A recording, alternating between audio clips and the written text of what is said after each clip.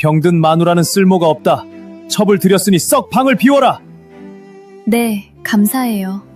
서방님. 이 여인은 20년 동안 3번의 유산과 고된 시집살이를 버텨왔건만 병이 들자마자 남편에게 버림받았습니다. 하지만 이 여인 되려 감사하다며 첩에게 안방을 내주었지요. 이 여인이 이럴 수 있었던 까닭에는 2년 전 장터에서 알게 된 진실이 하나 있었습니다. 그리고 이 집에 들어온 첩은 남편의 시중을 들다가도 낡은 손수건 하나를 꺼내 들면 눈빛이 싸늘하게 변했지요. 과연 이 집 안에는 어떤 비밀이 숨겨져 있는 걸까요? 안녕하세요. 손녀 야담입니다. 시작하기 전 댓글에 건강 2글자만 남겨주세요. 손녀가 읽으면서 한 분 한 분 꼭 건강하시길 마음 담아 빌어드리겠습니다. 그럼 오늘 이야기 시작합니다. 경기도 광주 땅 박치문이라는 사내의 집으로 가마 하나가 들어가던 날 이야기입니다. 가마 안은 어두웠습니다. 가마꾼이 씌운 휘장이 두꺼워 밖에 햇빛이 들지 않았지요. 그 어둠 속에 15 먹은 처자가 앉아 있었습니다. 이채영이라는 이름에 아직 시집살이가 무엇인지도 모르는 어린 새색시였습니다. 채영은 무릎 위에 올린 2 손을 꽉 쥐고 있었습니다. 손톱이 손바닥에 파고들었지만 풀지 않았지요. 그때 가마 밖에서 손 하나가 휘장 틈으로 밀려 들어왔습니다. 거칠고 마른 손이었습니다. 평생 호미와 낯을 쥐었던 사람의 손이었지요. 친정아버지의 손이었습니다. 그 손이 채영의 품에 접힌 종이 한 장을 밀어 넣었습니다. 논반 문서였습니다. 이것만은 내 것이다. 누가 뭐래도 내 것이다. 아버지의 목소리가 갈라졌습니다. 채영은 울지 않으려고 입술을 깨물었습니다. 이 사이로 피맛이 번졌지요. 가마가 들렸습니다. 아버지의 손이 빠져나갔습니다. 채영은 품속의 문서를 2 손으로 눌렀습니다. 종이 위에 아버지 이름 석자가 적혀 있었습니다. 그 이름이 손바닥의 열기로 따뜻해졌지요. 시집 첫날 채영은 부엌 아궁이 앞에 무릎을 꿇고 있었습니다. 시어머니가 위에서 내려다보고 있었습니다. 이마에 깊은 주름이 3줄, 입꼬리가 아래로 내려간 얼굴이었지요. 시어머니의 첫마디가 떨어졌습니다. 이 집에서 가장 먼저 일어나고 가장 늦게 자는 것이 며느리다. 새벽 인시에 일어나거라. 채영이 고개를 숙였습니다. 시어머니 뒤에서 남편 박치문이 하품을 했습니다. 입을 손으로 가리지도 않았지요. 고개만 한 번 끄덕이고 사랑채 쪽으로 돌아섰습니다. 채영의 눈이 남편의 뒷모습을 따라갔습니다. 하지만 박치문은 한 번도 돌아보지 않았습니다. 사랑채 문이 닫혔지요. 인시라 하면 달굴기도 전입니다. 다음 날 채영은 어둠 속에서 눈을 떴습니다. 옆에 박치문이 코를 골고 있었지요. 채영이 이불을 걷고 일어나 부엌으로 갔습니다. 아궁이에 불을 넣고 솥에 물을 올리고 마당을 쓸고 장독대 뚜껑을 하나하나 열어 확인했습니다. 해가 뜰 무렵 시어머니가 마루에 나왔을 때 마당에는 빗자루 자국이 가지런했고 부엌에서 밥 짓는 냄새가 나고 있었지요. 시어머니가 밥상을 받고 젓가락을 들었습니다. 아무 말이 없었습니다. 아무 말이 없다는 것이 이 집에서는 잘했다는 뜻이었지요. 시집 온 첫 해 겨울이었습니다. 바람이 창호지를 찢을 만큼 매서운 밤에 담장 너머에서 아이 울음소리가 들려왔습니다. 보통 울음이 아니었습니다. 숨이 끊어질 듯한 쇳소리 같은 울음이었지요. 채영이 눈을 떴습니다. 옆에서 박치문이 뒤척이며 시끄럽다 중얼거리고는 다시 잠들어 버렸습니다. 채영이 일어났습니다. 저고리를 여미고 뒷문으로 빠져나갔지요. 이웃집 방문을 밀자 안악이 아이를 안고 울고 있었습니다. 아이의 몸이 불덩이였습니다. 이마를 만지니 손이 될 만큼 뜨거웠고 아이의 눈동자가 위로 돌아가고 있었지요. 경기였습니다. 채영이 아이를 받아 안았습니다. 부엌으로 가서 찬물을 길어오고 수건을 적셔 아이의 이마에 올렸습니다. 수건이 금세 뜨거워졌지요. 다시 적시고 다시 올렸습니다. 밤새 그것을 반복했습니다. 안악이 옆에서 손을 비비며 마님 마님 하고 불렀지만 채영은 아이만 보고 있었지요. 날이 밝았을 때 아이의 열이 내렸습니다. 작은 입이 벌어지며 젖을 찾았습니다. 안악이 아이를 받아 안고 바닥에 이마를 댔지요. 채영이 일어서려는데 등 뒤에 사람이 서 있었습니다. 시어머니였습니다. 언제부터 왔는지 알 수 없었지요. 밤중에 집을 비우다니 며느리가 할 짓이냐. 종아리에 매가 떨어졌습니다. 채영은 소리를 내지 않았습니다. 이웃집 안악이 담장 너머에서 그 소리를 듣고 있었지요. 그 안악은 이후 채영을 볼 때마다 눈을 마주치지 못했습니다. 빚진 사람의 눈이었습니다. 흉년이 든 해였습니다. 마을 전체가 굶고 있었지요. 채영의 밥상에 놓인 밥그릇도 평소의 반이었습니다. 채영은 그 반에서 또 반을 덜어 광주리에 담았습니다. 날이 어두워지면 이웃집 문 앞에 놓고 돌아왔지요. 다음 날도 그 다음 날도 같았습니다. 밥상에서 시어머니의 눈이 채영의 그릇으로 갔습니다. 내 밥그릇이 왜 반이냐? 채영이 고개를 숙인 채 답했습니다. 입맛이 없어서요. 그 말이 끝나기도 전에 시어머니의 손이 올라왔습니다. 뺨이 돌아갔지요. 채영은 부은 뺨을 감싸지도 않고 그릇을 들고 부엌으로 갔습니다. 등 뒤에서 시어머니가 소리쳤습니다. 입맛이 없으면 밥을 처먹지 마라. 채영은 아무 말 않고 설거지를 했습니다. 그 밤에도 광주리에 밥을 담았지요. 빨래터에서 옆집 할머니가 빨래를 두드리고 있었습니다. 할머니의 손이 갈라져 있었지요.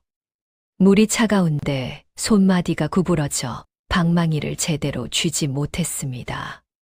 채영이 옆에 앉으며 방망이를 받아들었습니다. 할머니, 손이 시리시잖아요. 제가 할게요. 할머니가 손사래를 쳤습니다. 괜찮다. 내가 왜 남의 빨래를 하느냐고 말렸지요. 하지만 그 말이 끝나기도 전에 채영은 이미 빨래를 물에 담가 헹구고 있었습니다. 방망이 소리가 물살 위로 퍼졌지요. 바로 그때 시어머니가 빨래터 위쪽 길에 나타났습니다. 채영을 보자 걸음이 빨라졌습니다. 남의 빨래 해줄 시간에 우리 집 빨래나 빨아라. 시어머니가 채영의 팔을 잡아 끌었습니다. 채영이 방망이를 내려놓고 일어섰지요. 할머니가 뒤에서 혀를 찼습니다. 저런 착한 며느리를 저리 굴리다니. 채영의 귀에 할머니 목소리가 닿았습니다. 하지만 채영은 돌아보지 않았습니다. 돌아보면 시어머니의 매가 한 대 더 늙었을 알았기 때문이었지요. 그러던 차에 채영이 첫 아이를 가졌습니다. 배가 불러오기 시작한 달에도 시어머니는 일을 줄여주지 않았습니다. 오히려 장독대를 옮기라는 명이 떨어졌지요. 12개였습니다. 하나가 10그는 넘는 것들이었습니다. 채영이 허리를 숙여 독을 안아 올렸습니다. 하나, 둘, 셋. 배가 단단하게 눌렸지요. 넷, 다섯, 여섯. 이마에 땀이 줄줄 흘렀습니다. 7. 팔이 떨리기 시작했습니다. 8번째 독을 들어 올리는데 돌계단에 발이 미끄러졌지요. 독이 깨졌습니다. 작물이 사방으로 튀었습니다. 채영이 바닥에 쓰러졌습니다. 다리 사이로 붉은 기운이 번져 나왔지요. 시어머니가 달려왔습니다. 먼저 본 것은 깨진 독이었습니다. 채영의 다리 사이를 본 것은 그 다음이었지요. 첫 아이를 잃었습니다. 채영은 빈 강보를 안고 방구석에 앉아 있었습니다. 아이의 무게가 없는 강보가 팔 위에 올려져 있었지요. 문이 벌컥 열렸습니다. 시어머니였습니다. 올 시간에 부엌에 가서 국이나 끓여라. 내가 조심을 안 해서 그렇다. 채영은 강보를 내려놓지 못했습니다. 한참을 그대로 앉아 있었지요. 시어머니 발소리가 부엌 쪽에서 다시 올라왔습니다. 채영이 강보를 이불 위에 내려놓았습니다. 내려놓는 손이 떨렸지요. 부엌으로 갔습니다. 솥뚜껑을 열자 수증기가 얼굴을 덮었습니다. 눈물이 수증기와 섞여 보이지 않았지요. 둘째를 가졌을 때 시어머니는 밥상에서 반찬을 하나씩 빼기 시작했습니다. 나물이 사라지고 된장이 줄었지요. 밥상 위에 밥과 국만 남았을 때 시어머니가 말했습니다. 첫째도 못 지킨 년이 입맛은 살아가지고. 박치문이 밥을 먹다 숟가락을 놓고 자리를 떴습니다. 아무 말도 하지 않았지요. 아내를 두둔하는 말도 어머니를 말리는 말도 없었습니다. 밥상에 채영과 시어머니만 남았습니다. 채영이 국물을 한술 떴지요. 밥이 넘어가지 않았습니다. 7달이었습니다. 아이가 이른 밤에 나왔습니다. 숨을 쉬지 않았지요. 채영이 아이를 받아 안았습니다. 아이의 손이 채영의 새끼 손가락보다 작았습니다. 그 손가락을 채영의 손으로 감쌌지요. 밤새 놓지 못했습니다. 아이의 체온이 빠져나갔습니다. 채영의 손만 차가워졌지요. 날이 밝았을 때 채영은 아이를 내려놓지 않은 채 앉아 있었습니다. 눈이 건조하게 떠져 있었습니다. 울 수 있는 사람의 얼굴이 아니었지요. 셋째를 가진 것을 채영은 아무에게도 말하지 않았습니다. 저고리끈을 느슨하게 메어 배를 감추었지요. 말하면 시어머니의 밥상이 더 줄어들 것이고 박치무는 어차피 관심이 없었습니다. 그 밤 박치문이 술을 먹고 들어왔습니다. 발이 비틀거렸지요. 안방문을 벌컥 열고 들어오더니 채영을 보았습니다. 느슨한 저고리, 살짝 불러온 배. 사내도 못 낳는 게 뱃속에 뭘 키워. 발이 날아왔습니다. 채영이 옆으로 쓰러졌지요. 박치무는 그대로 이불을 덮고 잠들었습니다. 코 고는 소리가 시작되었지요. 채영은 소리를 내지 않고 일어나 골방으로 기어갔습니다. 골방 문을 닫고 등을 기댔습니다. 다리 사이로 따뜻한 것이 흘러내렸지요. 날이 밝았을 때 채영의 치마에 핏자국이 말라 있었습니다. 완성되지 않은 베네쩌 고리를 꿰매다 만바늘이 바느질감 위에 꽂혀 있었지요. 채영은 피 묻은 손으로 그 베네쩌 고리를 접어 이불 밑에 넣었습니다. 세 번째였습니다. 세 번째 아이였지요. 의원이 왔습니다. 맥을 짚고 한참을 가만히 있더니 고개를 저었지요. 자궁이 상했소. 이제 아이는 어렵겠소.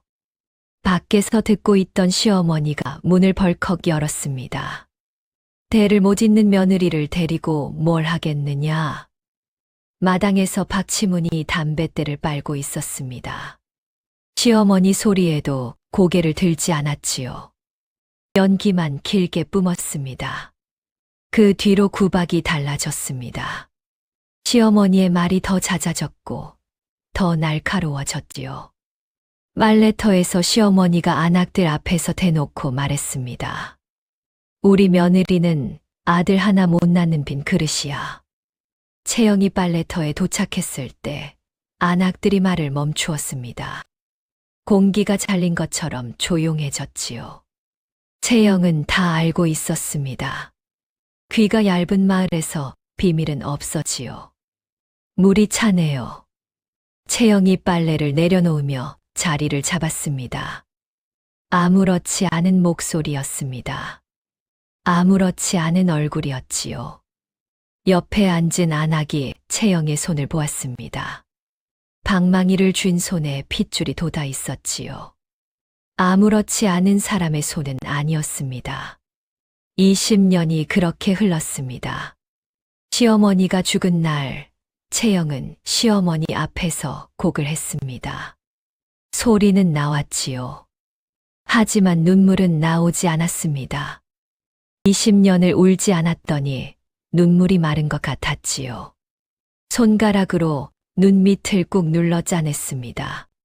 젖은 것이 손가락 끝에 묻었습니다. 곡소리 사이로 깊은 한숨이 새어나왔지요. 20년 동안 내쉬지 못했던 숨 같았습니다. 장례가 끝났습니다. 박치문이 상복도 벗지 않은 채 마당에서 이웃 사내에게 술을 따르고 있었지요. 어머니 계실 때는 둘이 살림이라도 했는데 이제 혼자 뭘 어쩌겠소. 부엌에서 제사 음식을 치우던 채영의 손이 멈추었습니다. 국그릇을 든 채 한참을 서 있었지요. 바깥에서 술잔 부딪히는 소리가 들렸습니다. 채영이 천천히 아무 소리 없이 국그릇을 내려놓았습니다. 시어머니가 세상을 뜨자 집안의 모든 짐이 채영 한 사람의 어깨 위로 쏟아졌습니다. 새벽 인시에 눈을 떠 아궁이에 불을 넣고 우물에서 물을 길어오고 쌀을 씻어 밥을 올리고 빨래를 삶아 널고 마당을 쓸고 장독대 뚜껑을 하나하나 열어 확인하고 밭에 나가 김을 메고 해거름에 저녁 밥상을 차리고 설거지를 마친 뒤 아궁이 재를 긁어내고 그제야 방에 들어가 이불을 폈습니다. 시어머니가 살아있을 적에는 그래도 눈이 두 쌍이었지요. 이제 이 집에서 움직이는 손은 채영의 두 손뿐이었습니다. 해가 뜨고 질 때까지 앉을 틈이 없었습니다. 허리가 꺾일 듯 휘었지만 앉으면 일이 밀렸고 밀린 일은 다음 날 채영의 몸을 한꺼풀 더 깎아냈지요. 그런데 박치무는 살림의 손끝 하나 대지 않는 사내였습니다. 해가 뜨면 갓도 빗줄에 걸친 채 주막으로 나갔습니다. 동네 사내 서넛과 술상 앞에 둘러앉아 낮부터 잔을 기울였지요. 주모가 술병을 내려놓으며 아직 해가 중천이라고 한마디 하자 박치문이 잔을 들며 대꾸했습니다. 집에 돌아가면 밥은 되어 있겠지. 그 말을 옆자리에서 들은 떡장수 할머니가 숟가락을 내려놓고 입을 다물었습니다. 아내가 죽어가는 집에서 아내 걱정이 아니라 밥상 걱정을 하는 사내였지요. 그날 오후 채영이 우물에서 물동이를 머리에 이고 돌아오고 있었습니다. 마당 한가운데쯤이었습니다. 갑자기 눈앞이 하얗게 번졌습니다. 발이 어디를 딛고 있는지 알 수 없었습니다. 물동이가 머리 위에서 미끄러져 등을 타고 물이 쏟아졌지요. 무릎이 먼저 바닥에 닿았습니다. 일어나려 했습니다. 두 손바닥을 짚고 팔에 힘을 주었지만 팔이 떨리기만 할 뿐 몸이 올라오지 않았습니다. 마당 한가운데 쏟아진 물 위에 채영이 무릎을 꿇은 채 한참을 그 자세로 있었지요. 겨우 몸을 일으켜 부엌으로 돌아갔습니다. 저녁 밥을 지어야 했습니다. 솥에 물을 올리고 국자로 안을 저었습니다. 그때 목 안쪽에서 무언가가 치밀어 올랐습니다. 참을 틈도 없었습니다. 국자를 쥔 채 입에서 부른 것이 쏟아졌습니다. 솥 위로 피가 튀었지요. 국자가 손에서 빠져 부엌 바닥에 떨어졌습니다. 쇳소리가 마당까지 울렸습니다. 이웃집 안악이 그 소리를 들었습니다. 빨래를 걷다 말고 고개를 돌렸지요. 소리가 난 쪽이 박치문네 부엌이었습니다. 안악이 빨래를 내팽개치고 담장을 넘어 뛰어갔습니다. 부엌에 채영이 쓰러져 있었습니다. 저고리 앞섭에 붉은 기운이 번지고 있었지요. 안악이 채영의 어깨를 부축하여 방으로 옮기면서 마당을 향해 목청을 높였습니다. 서방님, 마님이 쓰러지셨어요. 대문은 열려 있었습니다. 마당에 사람이 없었습니다. 박치문은 주막에 가고 없었지요. 마을 의원이 달려왔습니다. 채영의 손목을 잡고 맥을 짚었습니다. 한참을 가만히 앉아 있더니 손을 내리며 고개를 저었지요. 맥이 실처럼 가늘었습니다. 의원이 입을 열었습니다. 오장육부가 상한 지 오래요. 마음의 병이 몸까지 갉아먹은 것이요. 당분간 절대 안정해야 하오. 채영이 천장을 보며 되물었습니다. 누워있으면 밥은 누가 짓느냐고. 의원이 입을 열었다가 다물었습니다. 대답할 말이 없었지요. 이 집에 채영 말고 밥을 지을 사람이 없다는 것을 의원도 알고 있었습니다. 저녁이 되어서야 박치문이 돌아왔습니다. 술 냄새가 대문 밖에서부터 풍겼지요. 안방에 채영이 누워있고 의원이 아직 남아 약탕기를 올리고 있었습니다. 박치문이 의원의 소매를 붙잡았습니다. 채영이 어떠냐는 말이 아니었습니다. 그래서 얼마나 더 사느냐고 물었지요. 걱정이 묻어있는 목소리가 아니었습니다. 짜증이었습니다. 아내가 죽을까봐 묻는 것이 아니라 이 불편이 언제까지 이어질지 따지는 어조였지요. 의원이 박치문의 얼굴을 한번 올려다보았습니다. 아무 말 않고 약탕기 뚜껑을 덮더니 자리를 떴습니다. 다음 날 아침이었습니다. 채영이 아직 누워 있었습니다. 박치문이 방문을 벌컥 열었지요. 밥은 누가 해? 일어나서 죽이라도 끓여놓고 아파라. 그 한마디를 내뱉고 문을 닫아버렸습니다. 채영이 벽을 짚고 몸을 일으켰습니다. 몸이 기울어져 벽에서 손을 뗄 수가 없었지요. 한 발, 한 발, 벽을 타고 부엌까지 갔습니다. 솥 앞에 주저앉아 쌀을 씻었습니다. 손에 힘이 없어 쌀이 손가락 사이로 줄줄 흘렀지요. 그래도 물을 올리고 불을 넣었습니다. 죽이 끓는 동안 불 조절을 하지 못했습니다. 눈이 감기고 손이 말을 듣지 않았지요. 타는 냄새가 부엌에 퍼졌습니다. 뚜껑을 열어 저었지만 이미 솥 바닥이 검게 눌러붙어 있었습니다. 박치문이 밥상을 받고 한술 떴습니다. 눈살을 찌푸리더니 숟가락을 탁 내려놓았지요. 이거 하나도 제대로 못하면서 니년이 대체 뭘 할 수 있어. 일어나서 나갔습니다. 밥상 위에 눌러붙은 죽이 식어가고 채영은 부엌 벽에 등을 기대고 앉아 있었지요. 밤마다 기침이 심해졌습니다. 안방에서 기침 소리가 올라오면 박치문이 돌아 누우며 시끄럽다 중얼거렸지요. 채영은 이불을 걷고 안방을 나와 마루에 앉았습니다. 기침 사이로 붉은 것이 올라왔습니다. 손등으로 입을 닦았지요. 안방에서는 박치문의 코 고는 소리가 고르게 이어지고 있었습니다. 채영이 피 묻은 손등을 무릎 위에 올린 채 고개를 들었습니다. 하늘에 별이 가득했지요. 이웃집 안악이 그 밤 남편에게 말했습니다. 박서방네 마님이 피를 토했다고, 이러다 진짜 돌아가신다고.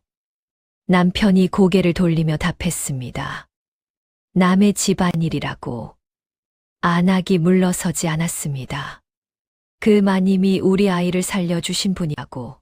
가만히 있으면 안 된다고 목소리를 높였지요. 하지만 남편은 이불을 끌어당기며 등을 돌렸습니다. 안악이 남편의 등짝을 바라보며 입술을 깨물었지요. 소식은 장터까지 번졌습니다. 채영의 친정아버지와 30년 지기벗이었던 최영감이 그 소문을 들었습니다.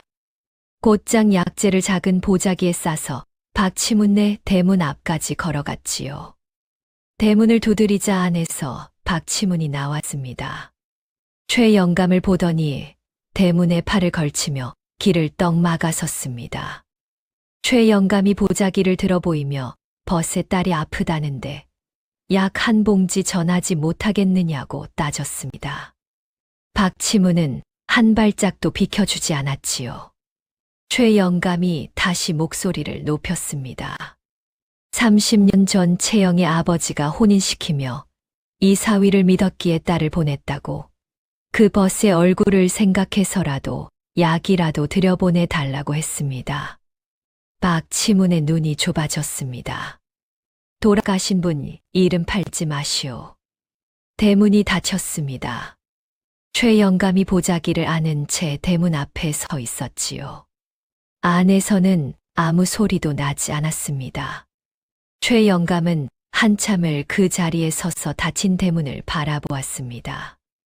벗이 살아 있었다면 저 문짝을 부수고라도 들어갔을 것이었지요. 하지만 벗은 이미 세상에 없었고 최영감의 힘으로는 저 대문 하나를 열 수 없었습니다. 채영은 부엌에서 혼자 물을 떠 마시려 했습니다. 사발을 드는 손이 떨려 물의 반이 쏟아졌지요. 바닥이 젖었습니다. 채영이 무릎을 꿇은 채 한참을 움직이지 못했습니다. 물 한 모금을 제 힘으로 마시는 것마저 이 지경이었지요. 마을에 소문이 퍼지는데 오래 걸리지 않았습니다. 우물가에서 안악 둘이 목소리를 낮추었습니다. 박서방네 마님이 저러다 진짜 상여가 나가겠다고 한 사람이 말하자 다른 사람이 그래도 남의 집안일이라며 고개를 돌렸지요. 마을 아이 하나가 담장 너머로 골방 쪽을 기웃거리다 집으로 돌아가 어머니에게 말했습니다. 골방 아주머니 얼굴이 하얘서 무서웠다고. 어머니가 아이의 입을 막았지요. 채영이 골방 안에 누워 있었습니다. 창문 틈으로 마당이 보였지요. 마당에 박치문이 서 있었습니다. 이웃 사내를 불러 술잔을 기울이며 주고받는 소리가 바람을 타고 골방 안으로 흘러 들어왔습니다. 아픈 마누라가 살림도 못하는데 이 집을 어찌하겠느냐는 박치문의 그 불평이 채영의 귀에 고스란히 닿았지요. 채영이 눈을 감았습니다. 이불을 움켜쥔 손에 힘이 들어갔습니다. 손가락 마디가 하얗게 변했지요. 다음 날 박치문이 마을을 벗어나 큰 길을 따라 걸었습니다. 어디를 향하는 걸음이었느냐 하면 고을에서 제일 가는 세도가 김좌수의 집이었습니다. 김좌수라 하면 이 고을 땅의 절반을 쥐고 관아 사또와도 술잔을 나누는 자였지요. 박치문 같은 한량이 찾아갈 곳이 못 되었습니다. 하지만 박치문은 개의치 않았습니다. 김좌수 집 대문 앞에 서서 하인에게 고개를 숙이고는 찾아뵈러 왔다는 말 한마디를 남겼습니다. 하인이 안으로 들어갔다가 나오지 않았습니다. 박치문은 대문 앞에 서서 기다렸습니다. 해가 머리 위에 있을 때 선 자리에서 해가 서쪽으로 넘어갈 때까지 그대로 서 있었지요. 그제야 하인이 나와 사랑채 구석자리로 안내했습니다. 김좌수가 안경 너머로 박치문을 훑었습니다. 목에 때가 낀 저고리, 해진 가끈, 구겨진 행색이었지요. 김좌수가 부채를 접며 한마디를 던졌습니다. 자네 집안이 그 모양이니 누가 잔을 쓰겠나. 젊은 여자 하나 들여서 체면이라도 세우게. 그것이 전부였습니다. 박치문이 무엇을 부탁하러 왔는지, 무슨 자리를 얻으려 왔는지 김좌수는 묻지도 않았습니다. 관심이 없었지요. 박치문이 허리를 굽혀 인사를 올렸지만 김좌수는 이미 시선을 돌려 서책을 펼치고 있었습니다. 박치문이 사랑채를 나왔습니다. 반나절을 서서 기다려 얻은 것이라고는 젊은 여자를 들이라는 말 한마디뿐이었습니다. 그런데 박치문은 그 말을 그대로 새겼습니다. 다음 날부터 이웃마을 주막을 돌기 시작했습니다.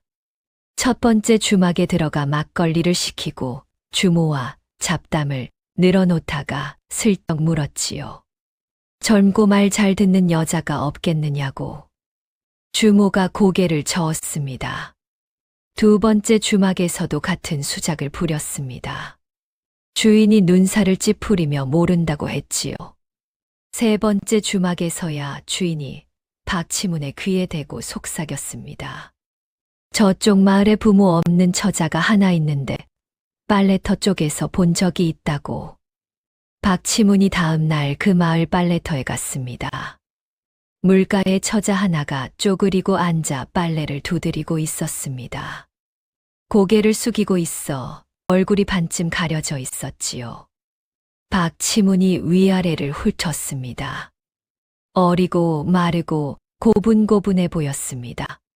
한마디로 제가 마음대로 할 수 있겠다 싶은 상대였지요. 처자가 슬쩍 눈을 들어 박치문의 얼굴을 보았습니다. 잠깐이었습니다. 다시 고개를 숙이고 빨래를 두드렸지요. 홍이었습니다. 며칠 뒤 박치문이 집으로 돌아왔습니다. 곧장 골방 문을 열었습니다. 채영이 벽에 기대어 앉아 있었지요. 안방을 비워라. 새 식구가 왔다.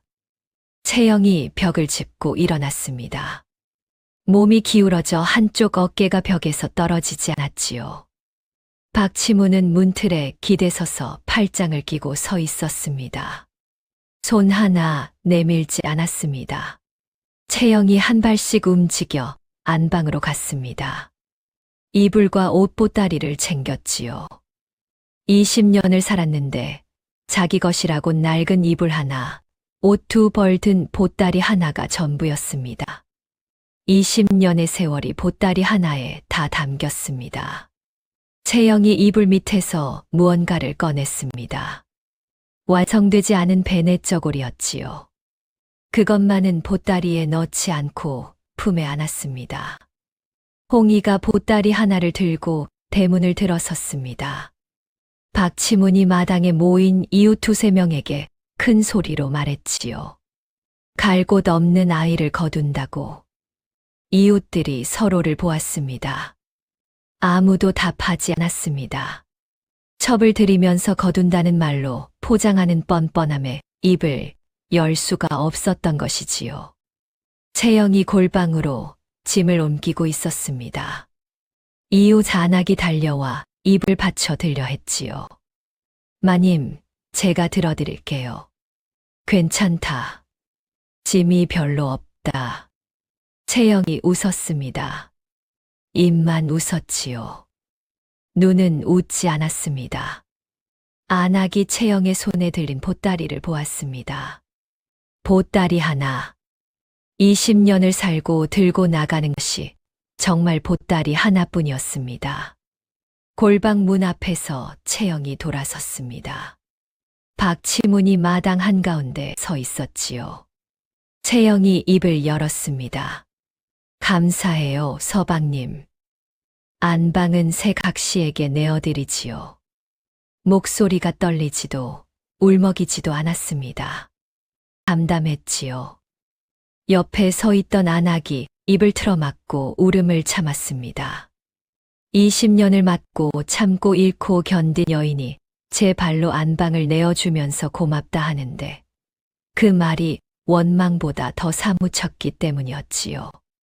채영은 돌아서서 골방으로 들어갔습니다. 문이 닫혔습니다. 바로 그때였습니다. 좁은 복도에서 두 사람이 스쳤지요. 안방으로 들어가는 홍이와 골방으로 들어가는 채영이었습니다. 찰나 두 사람의 눈이 마주쳤습니다. 홍희의 눈동자가 미세하게 흔들렸지요. 채영은 아무 표정 없이 시선을 거두었습니다. 골방문이 닫히고 홍희가 안방문을 열고 들어갔습니다. 그날 밤 안방에서 박치문의 웃음소리가 새어나왔습니다. 담장이 얇았지요. 소리가 이웃집까지 번졌습니다. 이웃 안악이 남편의 팔을 흔들었습니다. 저 웃음소리 좀 들어보라고. 저게 사람이냐고. 남편이 눈을 감은 채 대꾸하지 않았지요. 안악이 벽을 향해 돌아누웠습니다. 다음 날 마을 우물가에 안악 셋이 모였습니다. 물동이를 내려놓기도 전에 말이 터졌지요. 박서방네가 아내가 죽어가는데 첩을 들였다는 소문이 하룻밤 사이에 마을 전체를 돌았습니다. 한 안악이 그래도 남의 집안일이 아니냐며 말을 낮추었지만 다른 안악이 받아쳤습니다. 집안일이면 다냐고, 사람이 죽어가는데 그것이 남의 일이냐고. 목소리가 높아졌습니다. 하지만 그뿐이었지요. 물을 뜨러 온 안악 하나가 물동이를 이고 말없이 돌아갔습니다. 우물가에 두 사람이 남아 서로를 바라보았지만 더 이상의 말은 나오지 않았습니다. 분노는 있되 행동은 없는 것이 이 마을의 방식이었지요. 박치무는 안방에서 홍희에게 집안일 일체를 맡겼습니다. 장 담그는 것, 밥 짓는 것, 빨래 거두는 것까지 전부 홍희의 몫이었지요. 골방에 있는 사람한테는 신경 쓸 것 없다는 말을 덧붙였습니다. 홍희가 짧게 대답하고 고개를 숙인 채 부엌으로 갔습니다. 마을 아이가 담장 너머 골방 쪽을 기웃거리다 어머니에게 돌아가 말했습니다. 박서방네 새 각시는 예쁜데 골방 아주머니는 귀신 같다고. 어머니가 아이 등을 밀어 방 안으로 들여보냈지요. 아이의 입에서 나온 말이 마을 어른들의 가슴에 비수처럼 꽂혔지만 아무도 그 아이에게 다시 묻지 않았습니다. 이웃 안악이 죽 한 그릇을 들고 골방 문 앞에 섰습니다. 문을 열려는 순간 안방에서 박치문이 나왔지요. 누가 시켰소? 남의 집에 함부로 들어오지 마시오. 안악이 죽 그릇을 들고 돌아섰습니다. 대문을 나서며 뒤를 돌아보았지요. 골방 창문에 그림자가 비쳤다가 사라졌습니다. 채영이 그 안에서 문 앞에 기척을 듣고 있었다는 뜻이었습니다. 우물가에서 마을 안악이 물을 깃고 있었습니다. 홍희가 물동이를 들고 왔지요. 안악이 홍희에게 물었습니다. 본처 마님께 밥은 갖다 드리느냐고. 홍희가 고개도 들지 않았습니다. 서방님 시중만으로도 바쁘다고 본처 마님 밀까지 어찌하겠느냐고 퉁명스럽게 답했지요. 안악이 물동이를 이고 돌아서며 옆에 다른 안악에게 속삭였습니다. 은혜도 모르는 어린 것이라고. 홍희가 등 뒤에 그 말을 듣고도 걸음을 멈추지 않았습니다. 물동이를 이고 박치문네 대문 안으로 들어갔지요. 등이 곧았습니다. 고개를 숙이지 않았습니다. 마을 사람들의 손가락질쯤은 아무렇지도 않다는 듯한 걸음이었습니다. 며칠 뒤 채영이 저고리 끈을 여미고 골방 문을 밀었습니다. 약을 구하러 장터에 나가야 했습니다. 골방에서 나오는 것만으로도 숨이 찼지요. 대문 빗장을 들어 올리는 손에 힘이 없어 두 번을 헛잡았습니다. 세 번째의 빗장이 풀렸습니다. 대문을 나서자 햇빛이 눈을 찔렀습니다. 얼마 만에 맞는 바깥 공기인지 채영 스스로도 셈이 되지 않았지요. 한 손으로 이마를 가린 채 걸음을 옮겼습니다. 발이 느렸습니다. 반 시즌 걸을 길을 한 시즌에 걸어 장터 어귀에 들어섰습니다. 사람들이 채영 쪽으로 고개를 돌렸습니다. 여윈 얼굴, 뼈가 드러난 손목, 핏기가 가신 입술이었지요. 포목 상인이 물건을 권하려다 채영의 얼굴을 보고 입을 다물었습니다. 떡장수 할머니가 옆 사람의 소매를 잡아당기며 수군거렸지요. 사람들이 쳐다보는 것을 채영도 알고 있었습니다. 고개를 숙이고 걸음을 재촉했지만 재촉한들 빨라지지 않는 달이었습니다. 약재상 좌판 앞에서 채영의 발이 멈추었습니다. 좌판 뒤에 앉은 사람은 최영감이었습니다. 채영의 친정아버지와 30년을 벗으로 지낸 사람이었지요. 최영감이 채영의 얼굴을 보는 순간 약재를 다듬던 손이 멈추었습니다. 박치문내 대문 앞에서 보자기째 쫓겨난 뒤로 한 번도 마주하지 못한 얼굴이었습니다. 최영감이 좌판 밖으로 나와 채영의 손목을 잡았습니다. 매를 짚으려는 것이었지요. 손가락 3개를 채영의 손목 안쪽에 대고 한참을 가만히 있었습니다. 맥이 실처럼 가는 데다 끊어질 듯 말 듯 이어지고 있었습니다. 최영감이 손을 내리며 고개를 저었습니다. 이건 약이 아니라 밥을 못 먹어서 그런 거요. 약 필요 없소. 밥이 약이요. 채영이 고개를 숙였습니다. 약값을 낼 돈이 없었습니다.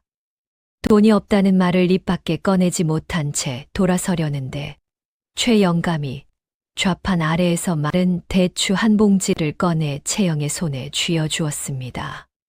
채영이 봉지를 쥔 손을 내려다보았습니다. 최영감의 거친 손이 채영의 손 위에 잠깐 올려졌다가 떨어졌지요.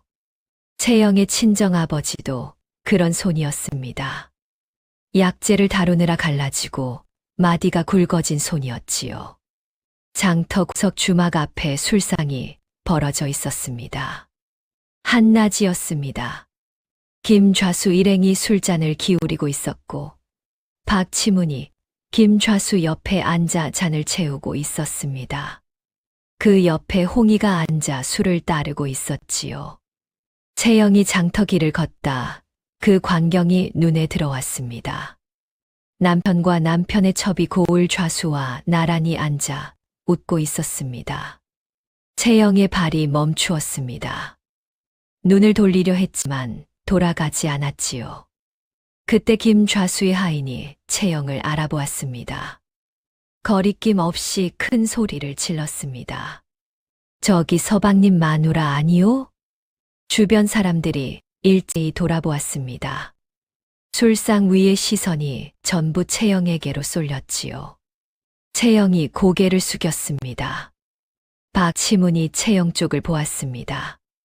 눈이 마주칠 뻔한 찰나 고개를 돌려버렸습니다. 본 적 없는 사람 대하듯 시선을 끊었지요. 홍이만 잠깐 채영 쪽을 보았다가 시선을 거두었습니다. 채영은 그 자리에서 몸을 돌려 장터 안쪽으로 걸음을 옮겼습니다. 등 뒤에서 술잔 부딪히는 소리가 다시 이어졌지요. 장터를 빠져나오는 길이었습니다. 생선 좌판 앞을 지나는데 생선 장수가 채영의 소매를 잡았습니다. 고개를 돌리자 장수가 생선 한 마리를 종이에 싸서 채영의 손에 쥐어주었습니다. 채영이 사양하려 했지만 장수가 손을 내저으며 받으라 했지요. 채영이 생선을 받아들며 고맙다고 했습니다. 목소리가 갈라져 끝이 제대로 나오지 않았지요. 장터를 나서는 길목이었습니다. 상인 하나가 채영의 곁으로 슬쩍 다가왔습니다. 채영의 귀에 대고 낮은 목소리로 한마디를 던졌습니다. 댁 서방이 논을 내놓는다더라. 그 말 한마디를 남기고 상인은 이미 돌아서서 좌판으로 가고 있었습니다. 채영의 걸음이 멈추었습니다. 논. 그 한 글자가 머릿속에서 울렸습니다. 15, 가마안이 어두웠던 그날 아버지의 거칠고 마른 손이 품에 밀어넣어 준 종이 한 장이었습니다. 아버지의 갈라진 목소리가 귀에 되살아났지요. 채영이 입술을 깨물었습니다. 멈추었던 걸음을 다시 옮겼습니다. 발이 앞으로 나가는 것이 제 의지인지 아닌지 알 수 없었지요. 돌아오는 길이 멀었습니다. 마을 입구 고갯길에서 다리가 풀렸습니다. 무릎이 먼저 땅에 닿고 그대로 주저앉았습니다. 일어나려 했지만 허벅지에 힘이 들어가지 않았지요. 두 손으로 땅을 짚어보았지만 팔도 말을 듣지 않았습니다. 뒤에서 발소리가 다가왔습니다. 지나가던 나무꾼이었지요. 나무꾼이 지게를 내려놓고 채영 앞에 쪼그려 앉아 괜찮으냐고 물었습니다. 채영이 고개를 들지 못했습니다. 나무꾼이 더 묻지 않고 등을 돌려 채영을 업었습니다. 댁 서방이 안 나오시오? 나무꾼이 마을 입구까지 채영 업어다 주며 물었지요. 바쁜 사람이라. 채영이 나무꾼의 등에 업힌 채 답했습니다. 남편을 감싸는 말이 입에 밴 것처럼 나왔지요. 나무꾼이 더 묻지 않았습니다. 마을 어귀에 채영을 내려주고 지게를 다시 졌습니다. 채영이 벽을 짚고 걸어 대문 안으로 들어갔습니다. 그 밤이었습니다. 안방에서 홍이가 밥상을 차렸습니다. 박치문이 밥 한 술 뜨고 홍이를 보았지요. 부모 없이 떠돌던 아이가 밥은 곧잘 한다며 고개를 끄덕였습니다. 홍이가 웃으며 답했습니다. 어릴 때부터 제 밥은 제가 해먹었다고 했지요. 입이 웃었습니다. 눈은 웃지 않았습니다. 박치문은 밥에만 집중하고 있었기에 그 차이를 보지 못했지요. 밤이 더 깊었습니다. 박치문이 술에 취해 돌아와 마루에 신발도 벗지 않은 채 쓰러졌습니다. 홍이가 나와 신발을 벗기고 어깨를 부축해 안방으로 옮겼지요. 박치문이 이불에 눕자마자 코를 골기 시작했습니다. 홍이가 이불을 끌어올려 덮어주고 물러나 앉았습니다. 며칠이 지났습니다. 이웃 안악이 골방 문을 열었습니다. 박치문이 이웃 마을 주막에 간 틈이었지요. 안악의 손에 미역국 그릇이 들려 있었습니다. 채영이 벽에 기대앉은 채 안악을 올려다보았습니다. 마님, 오늘이 마님 생신이잖아요. 제가 안 챙기면 누가 챙겨요? 안악의 눈이 붉어져 있었지요. 채영이 미역국 그릇을 받아들었습니다. 국에서 김이 올라왔습니다. 채영이 한참을 말을 잇지 못했습니다. 생일이라는 것을 채영 스스로는 잊고 있었지요. 이 집에서 채영의 생일을 기억하는 사람은 한 명도 없었습니다. 20해를 살면서 단 한 번도 없었지요. 그런데 이웃 안악이 기억하고 있었습니다.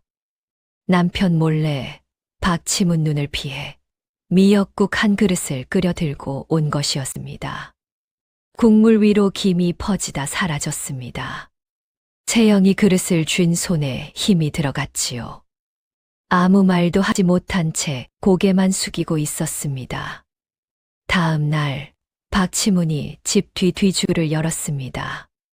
안쪽 벽에 기대어 놓은 나무 상자를 꺼내 뚜껑을 열자 종이 한 장이 나왔습니다. 논반 문서였지요. 문서 윗부분에 채영의 친정아버지 이름 석자가 적혀 있었습니다. 20여 년 전 가마 앞에서 딸의 품에 밀어넣으며 갈라진 목소리로 내 것이라 했던 그 사람의 이름이었습니다. 박치문은 그 이름을 보지도 않았습니다. 눈길 한 번 주지 않고 문서를 접어 소매에 넣었지요. 뒤줄을 닫는 손이 거침이 없었습니다. 남의 것을 꺼내는 손이 아니라 제 것을 챙기는 손이었습니다. 김좌수 집 사랑채였습니다. 박치문이 서안 위로 논반 문서를 밀었습니다. 김좌수가 안경 너머로 문서를 훑었지요. 붓 끝으로 꺾인 부분을 짚으며 종이의 상태를 살폈습니다. 접힌 자국, 먹의 농담, 인장의 선명함까지 하나하나 확인하는 눈이었지요. 김좌수가 고개를 들어 박치문을 보았습니다. 5 맞이기, 나쁘지 않구만. 다음 달부터 나오시오. 박치문이 허리를 깊이 숙였습니다. 문서가 김좌수의 서한 서랍으로 들어갔지요. 서랍이 닫히는 소리가 났습니다. 채영의 아버지가 딸에게 남긴 마지막 것이 남의 서랍 안으로 사라진 것이었습니다. 이웃 안악이 장터에서 그 소식을 들었습니다. 보부상의 입을 타고 장터 좌판 사이로 퍼진 풍문이었지요. 안악이 치마를 걷어 올리고 뛰었습니다. 박치문네 골방문을 열자 채영이 벽에 기대어 앉아 있었지요. 안악이 숨을 고르며 말했습니다. 서방님이 혼수 논밭을 김좌수한테 바쳤다고. 채영의 얼굴에서 빛이 사라졌습니다. 눈이 먼 데를 향했지요. 한참 아무 말이 없었습니다. 안악이 채영의 대답을 기다렸습니다. 채영이 입을 열었지요. 어차피 내 몸도 성한 곳이 없는데 땅이 무슨 소용이겠느냐. 힘없는 목소리였습니다. 안악이 입술을 깨물었지요. 할 말이 없었습니다. 위로가 될 말이 세상에 없었습니다.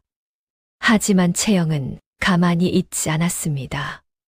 그날 밤 벽을 짚고 일어나 골방을 나왔지요. 안방 문 앞에서 아내 소리가 새어나왔습니다. 채영이 문을 열었습니다. 박치문이 고개를 돌렸지요. 채영이 똑바로 서서 말했습니다. 아버지가 남기신 논밭인데 어찌 팔 수 있습니까? 박치문의 눈이 돌아갔습니다. 자리에서 벌떡 일어나 채영 앞에 섰지요. 둔탁한 소리가 울렸습니다. 채영의 고개가 돌아갔습니다. 박치문이 손을 거두며 내뱉었지요. 병신년이 입을 놀려?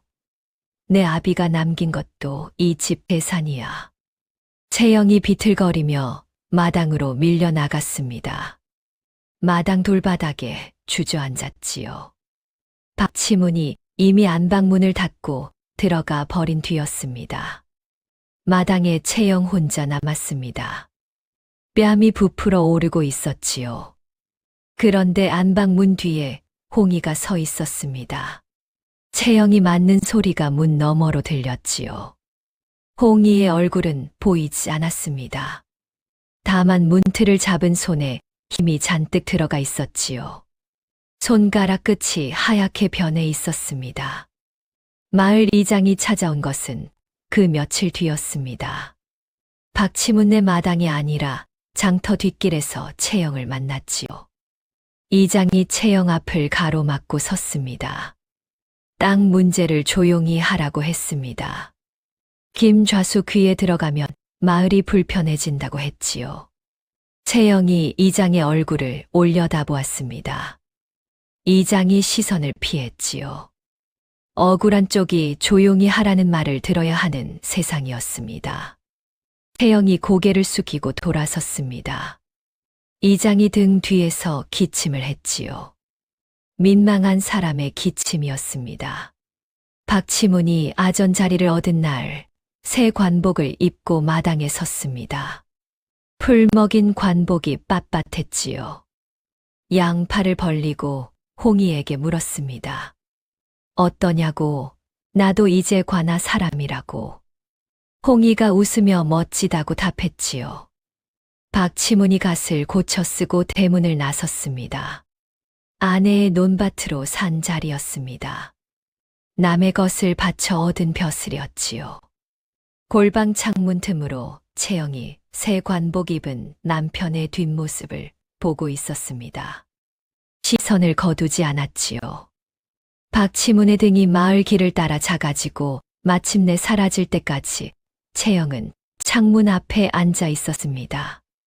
관아 첫 출근 날 밤, 박치문이 안방에 쌀 한 가마를 들여놓았습니다. 관아 창고에서 빼돌린 것이었지요. 홍이에게 가마를 가리키며 이제부터 좋은 것만 먹고 살자고 했습니다. 홍이가 쌀가마를 내려다보았습니다. 고개를 끄덕였지요. 관아의 곡식이 사사로이 안방으로 들어온 첫날이었습니다. 첫날이 무사하면 둘째 날은 더 쉬워지는 법이었지요. 관아 마루에서 박치문과 김좌수가 마주 앉았습니다. 술상이 놓여 있었지요. 박치문이 술잔을 들어 올리며 잘 모시겠다고 했습니다. 김좌수가 술잔을 받아 들며 답했지요. 자네가 걷어들이면 나한테 절반. 잊지 말고. 술잔이 부딪혔습니다. 걷어들이면 절반이라 했지요. 백성의 피땀을 나눠 가지겠다는 뜻이었습니다. 이 날의 술잔이 앞으로 이 고을에 무엇을 불러올지 그 자리에 앉은 두 사람은 알지 못했고 알려 하지도 않았지요. 마을이 나뉘기 시작했습니다. 장터 앞에서 상인 둘이 마주서서 말다툼을 벌였지요. 한쪽이 이제 박서방한테 잘 보여야 한다고 하자 다른 쪽이 저런 자가 권력까지 쥐면 마을이 어찌 되겠느냐고 받아쳤습니다. 목소리가 높아졌지요. 하지만 박치문에게 잘 보여야 한다고 말한 쪽은 이미 다음 달 세금이 걱정인 사람이었고 마을이 어찌 되겠느냐고 받아친 쪽은 아직 세금 독촉을 받지 않은 사람이었습니다. 두려움의 차이가 의견의 차이였지요. 최 영감은 좌판에 앉아 약재를 정리하며 아무 말 않고 입을 다물고 있었습니다. 이웃 안악이 골방에 몰래 찾아왔습니다. 박치문이 관아에 간 오후였지요. 안악이 목소리를 낮추어 말했습니다. 서방님이 김좌수 밑에서 뭔가 하고 다닌다고 조심하라고. 채영이 안악의 손을 잡았습니다. 차갑고 마른 손이었지요. 고맙다. 그 한마디뿐이었습니다. 안악이 골방 문을 닫고 나갔지요. 채영은 안악이 나간 뒤에도 한참 벽을 보고 앉아 있었습니다. 밤이었습니다. 안방에서 박치문이 홍이에게 술을 받고 있었지요. 홍이가 술을 따르자 박치문이 잔을 비우고 기분이 오른 목소리로 떠들기 시작했습니다. 장터도 쥐고 관아도 쥐었으니 이 고을에서 못할 일이 없다고 했지요. 홍이가 웃으며 대단하다 맞장구치고 술을 한 잔 더 따랐습니다. 박치문이 잔을 받아들며 또 비웠지요. 술이 들어갈수록 입이 가벼워졌고 입이 가벼워질수록 자랑이 길어졌습니다. 밤이 깊어 박치문이 잠들었습니다. 홍이가 촛불 앞에 혼자 앉아 있었지요. 불꽃이 일렁거렸습니다. 홍이의 얼굴에 아무 표정이 없었지요. 불꽃을 바라보는 눈에 그림자가 깊게 드리워져 있었습니다. 며칠 뒤 박치문이 처음으로 세금을 직접 걷는 날이었습니다.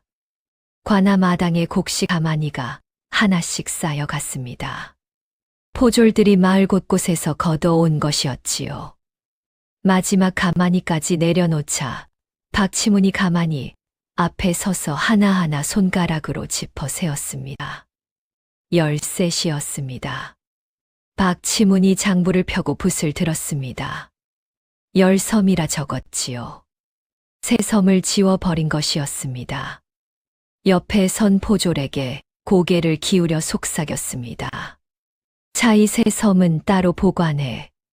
좌수님 몫이야. 포졸이 가만히 세 개를 관아 뒷마당으로 빼들었습니다.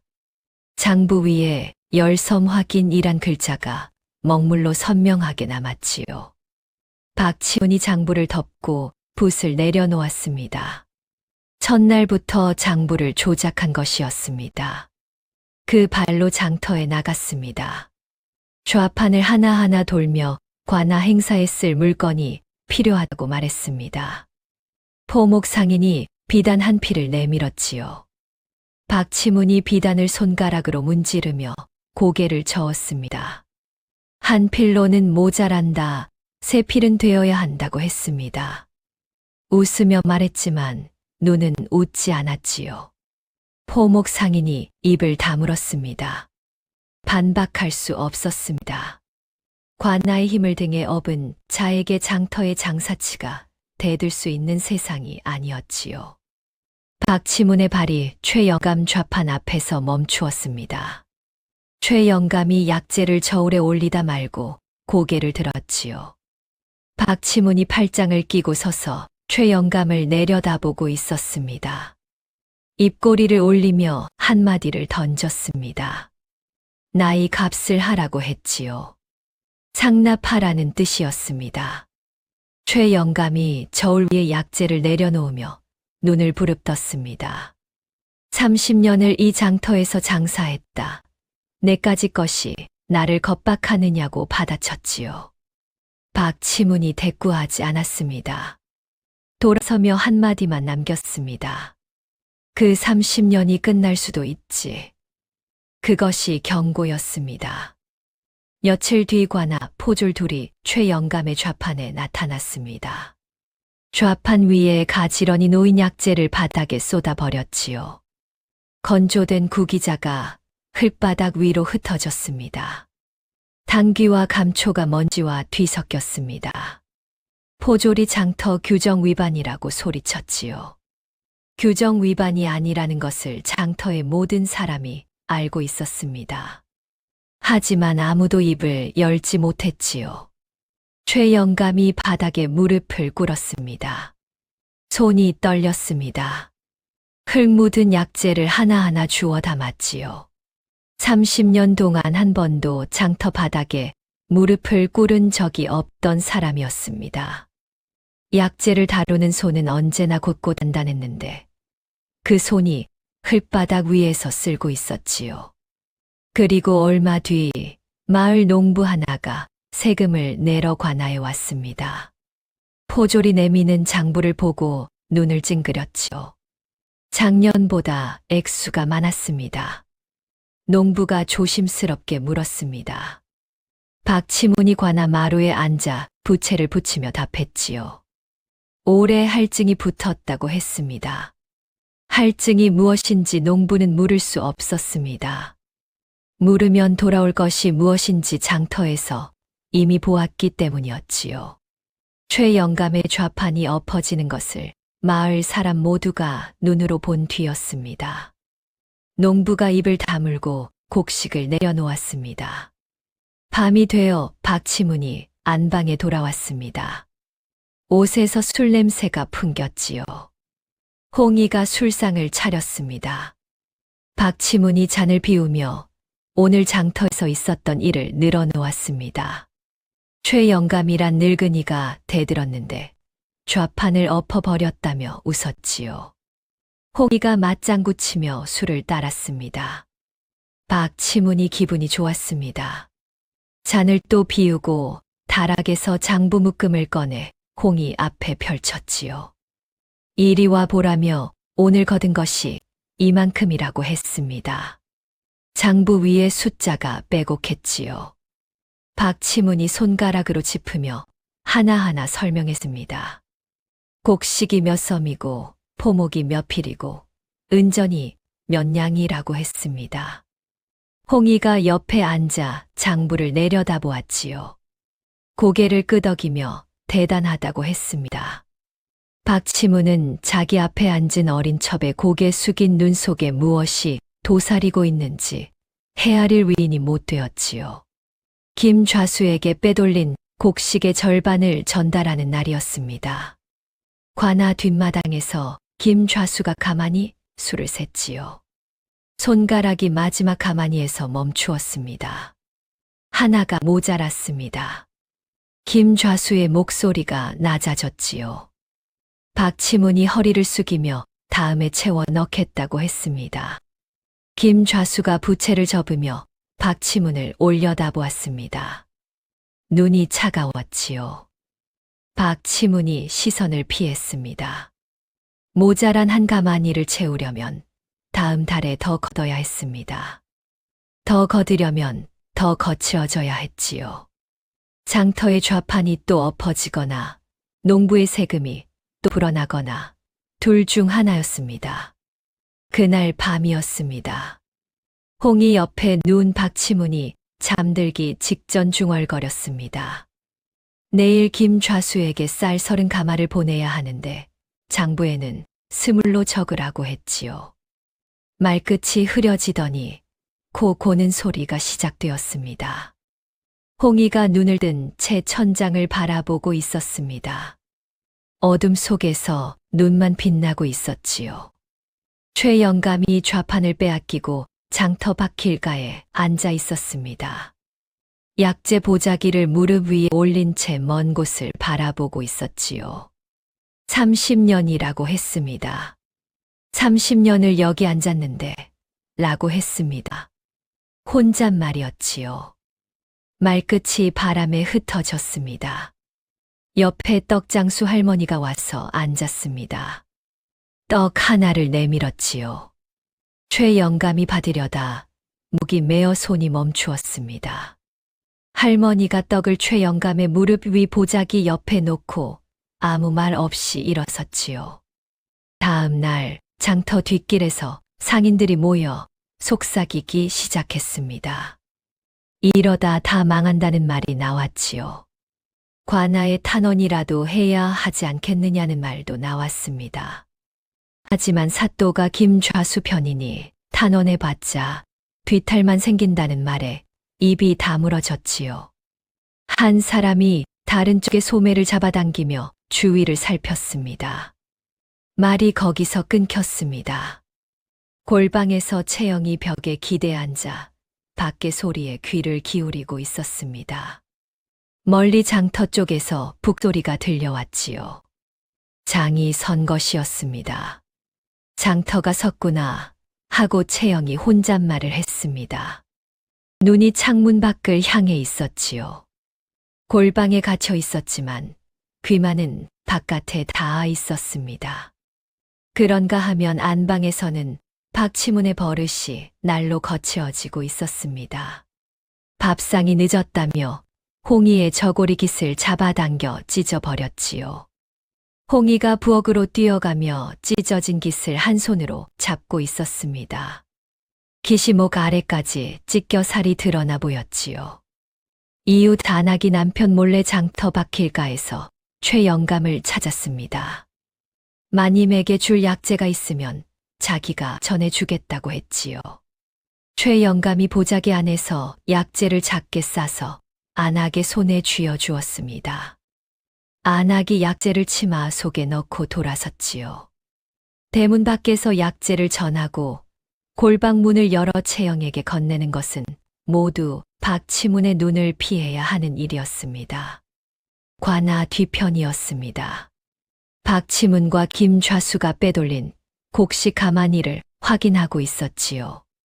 김좌수가 가마니를 손으로 두드리며 입을 열었습니다. 사또가 교체된다는 소문이 있으니 조심해야 한다고 했습니다. 박치문이 가만히 위에 턱을 괴며 가볍게 답했지요. 사또가 바뀌면 새 사또에게도 잘 보이면 된다고 했습니다. 김좌수가 박치문을 한번 바라보았습니다. 입을 열지 않았지요. 부채를 접는 손에 힘이 들어가 있었습니다. 얼마 뒤 관아 곡식 창고 문이 열렸습니다. 안에 가마니가 쌓여 있었습니다. 박치문이 들어가 가마니를 하나하나 손가락으로 짚어가며 세었지요. 240석이었습니다. 장부에 원래 있어야 할 수량은 300석이었습니다. 60석이 어디로 갔느냐. 김좌수에게 절반, 박치문이 절반, 그렇게 나눠 가진 것이었지요. 박치문이 장부를 펴고 붓끝을 핥았습니다. 300석 확인이라 적고 장부를 덮었습니다. 240석밖에 없는 창고에 300석이 있다고 적는 손이 한치의 망설임도 없었지요. 처음에는 새 섬을 빼돌릴 때도 손이 떨렸을 것입니다. 하지만 사람의 손이란 것이 한 번 떨리고 두 번 떨리면 세 번째부터는 떨리지 않는 법이었습니다. 창고 문을 잠그고 열쇠를 허리에 찼지요. 백성의 곡식을 지키라고 맡긴 열쇠가 백성의 곡식을 빼돌리는 자의 허리에 달려 있었습니다. 구호곡을 나눠준다는 방이 관아 앞에 붙어 있었습니다. 흉년이 든 해였지요.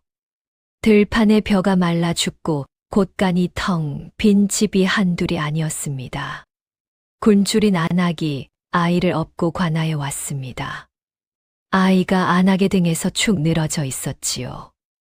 고개가 힘없이 젖혀진 채 팔이 흔들거렸습니다. 안악이 관아 마루를 올려다보며 말했습니다. 구호곡을 나눠준다고 하지 않았느냐고. 방에 적힌 대로 받으러 왔다고. 박치문이 마루에 앉아 부채를 붙이며 답했지요. 물량이 부족하다고, 다음 달에 온다고. 안악의 눈이 흔들렸습니다. 아이가 사흘째 죽만 먹었다고 했습니다. 다음 달까지는 버틸 수 없다는 뜻이었지요. 하지만 박치문이 포졸에게 턱짓을 했습니다. 포졸이 안악의 앞을 가로막고 돌려 세웠습니다. 안악이 아이를 업은 채 관아 문을 나서며 뒤를 돌아보았지요. 마루에 박치문이 앉아 있었습니다. 부채가 일정한 속도로 움직이고 있었습니다. 아이를 업고 온 어미의 호소가 부채 바람에 흩어진 것이었지요. 창고 안에 240석의 곡식이 쌓여 있으면서도 물량이 부족하다 한 것이었습니다. 더 참혹한 일은 정서방 내에서 벌어졌습니다. 세금 미납이 이유였지요. 박치문이 포졸 둘을 대동하고 정서방 내 마당에 섰습니다. 외양간에 소가 한 마리 있었습니다. 이 집의 전 재산이나 다름없는 소였지요. 밭을 갈고 짐을 나르는 이 집이 먹고 사는 근본이었습니다. 박치문이 턱짓을 하자 포졸이 외양간으로 들어가 소 고삐를 풀었습니다. 정서방이 마루에서 뛰어내렸지요. 포졸 앞을 가로막았습니다. 포졸이 정서방의 어깨를 밀어 길을 텄습니다. 정서방이 다시 앞을 막았지요. 다시 밀려났습니다. 3번을 맞고 3번을 밀려났습니다. 그때 정서방의 아이가 외양간 앞으로 뛰어갔지요. 소 뒷다리를 2팔로 감싸 안고 매달렸습니다. 우리 소 놔줘요. 울부짖는 소리가 마당을 채웠습니다. 포졸이 아이의 손을 하나씩 떼어냈습니다. 작은 손가락이 하나 떨어지고 또 하나 떨어졌지요. 아이가 바닥에 주저앉아 울었습니다. 소가 고삐에 끌려 마당을 나갔습니다. 아이가 울면서 소가 나간 대문 쪽을 바라보았지요. 정서방이 아이를 안아 올렸습니다. 아이가 아버지 품에서도 대문 쪽을 향해 손을 뻗었습니다. 정서방의 늙은 어머니가 관아까지 쫓아갔습니다. 늙은 다리로 고갯길을 넘어 관아 앞에 당도했지요.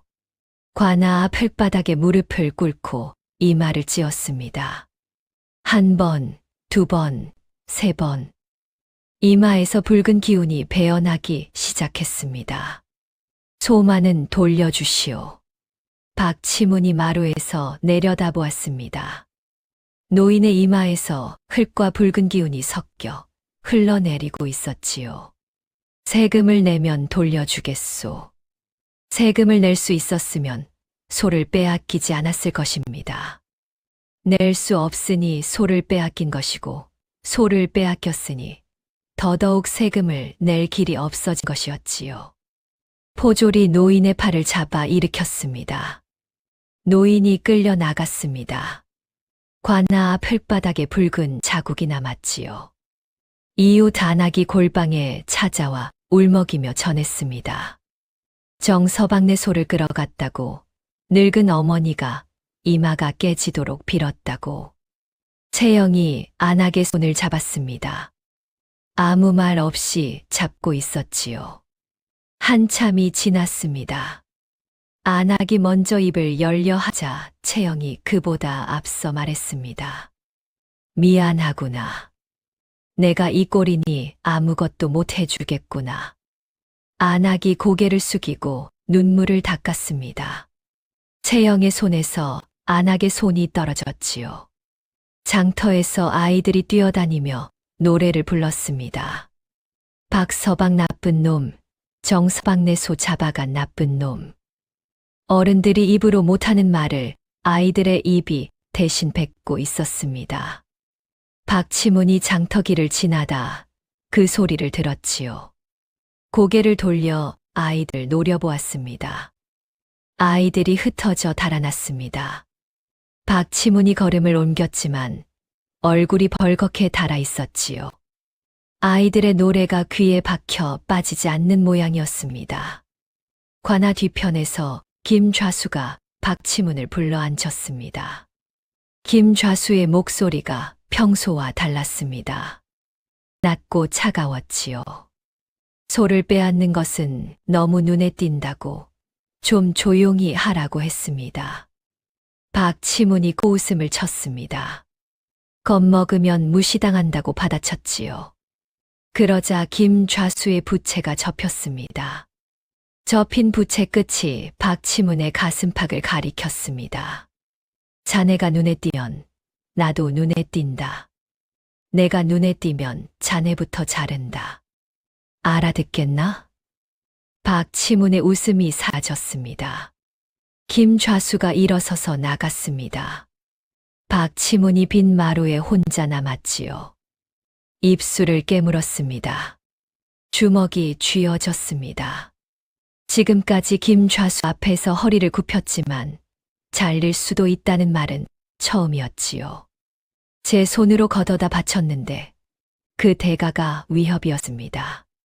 그날 저녁 박치문이 술을 먹고 안방에 돌아왔습니다. 평소보다 잔뜩 취해 있었지요. 홍이가 술상을 치우려 하자 박치문이 잔을 붙잡았습니다. 김좌수 그 늙은이가 자기를 자르겠다고 했다며 분을 토하기 시작했습니다. 홍이가 술을 따르며 물었지요. 좌수 어른이 정말 그런 말을 했느냐고. 그 한마디에 박치문의 입이 더 열렸습니다. 자기가 걷어야 그 영감 배가 차는 것이라며 쌀 30가마, 포목 10필, 은전 20냥, 그것이 전부 제 손으로 들어간 것이라고 떠들었습니다. 자기 없이 해보라고 그 영감이 뭘 할 수 있겠느냐고. 술기운에 올라온 분노가 입을 여러 숫자를 낱낱이 쏟아내게 한 것이었지요. 박치문이 잔을 비우고 바닥에 내려놓았습니다. 그대로 이불 위에 쓰러져 코를 골기 시작했습니다. 홍이가 이불을 덮어주고 물러나 앉았지요. 촛불 앞에 혼자 남았습니다. 박치문이 내뱉은 숫자들이 방 안공기에 남아 있었습니다. 쌀 30가마, 포목 10필, 은전 20냥. 술에 취한 사내는 그 숫자들이 제 입에서 나와 어디로 흘러가는지 알지 못했지요. 밤이 깊었습니다. 홍이가 고개를 들어 다락 쪽을 올려다보았습니다. 장부 묶음이 놓여있는 곳이었지요. 잠깐 올려다보다 시선을 내리고 이불을 덮었습니다. 골방에서 채영이 창문 밖을 내다보고 있었습니다. 마을 길을 포졸 둘이 지나가고 있었지요. 본 적 없는 얼굴이었습니다. 한 포졸이 다른 포졸에게 말하는 소리가 바람을 타고 들어왔습니다. 새 사또가 오시면 단속이 심해진다는 말이었지요. 채영이 창문 앞에 앉은 채 눈을 가늘게 떴습니다. 일주일 뒤 이웃 마을 주막이었습니다. 한낮인데 술상이 차려져 있었지요. 박치문이 맞은편에 앉은 여인에게 술잔을 밀었습니다. 과부 장씨였습니다.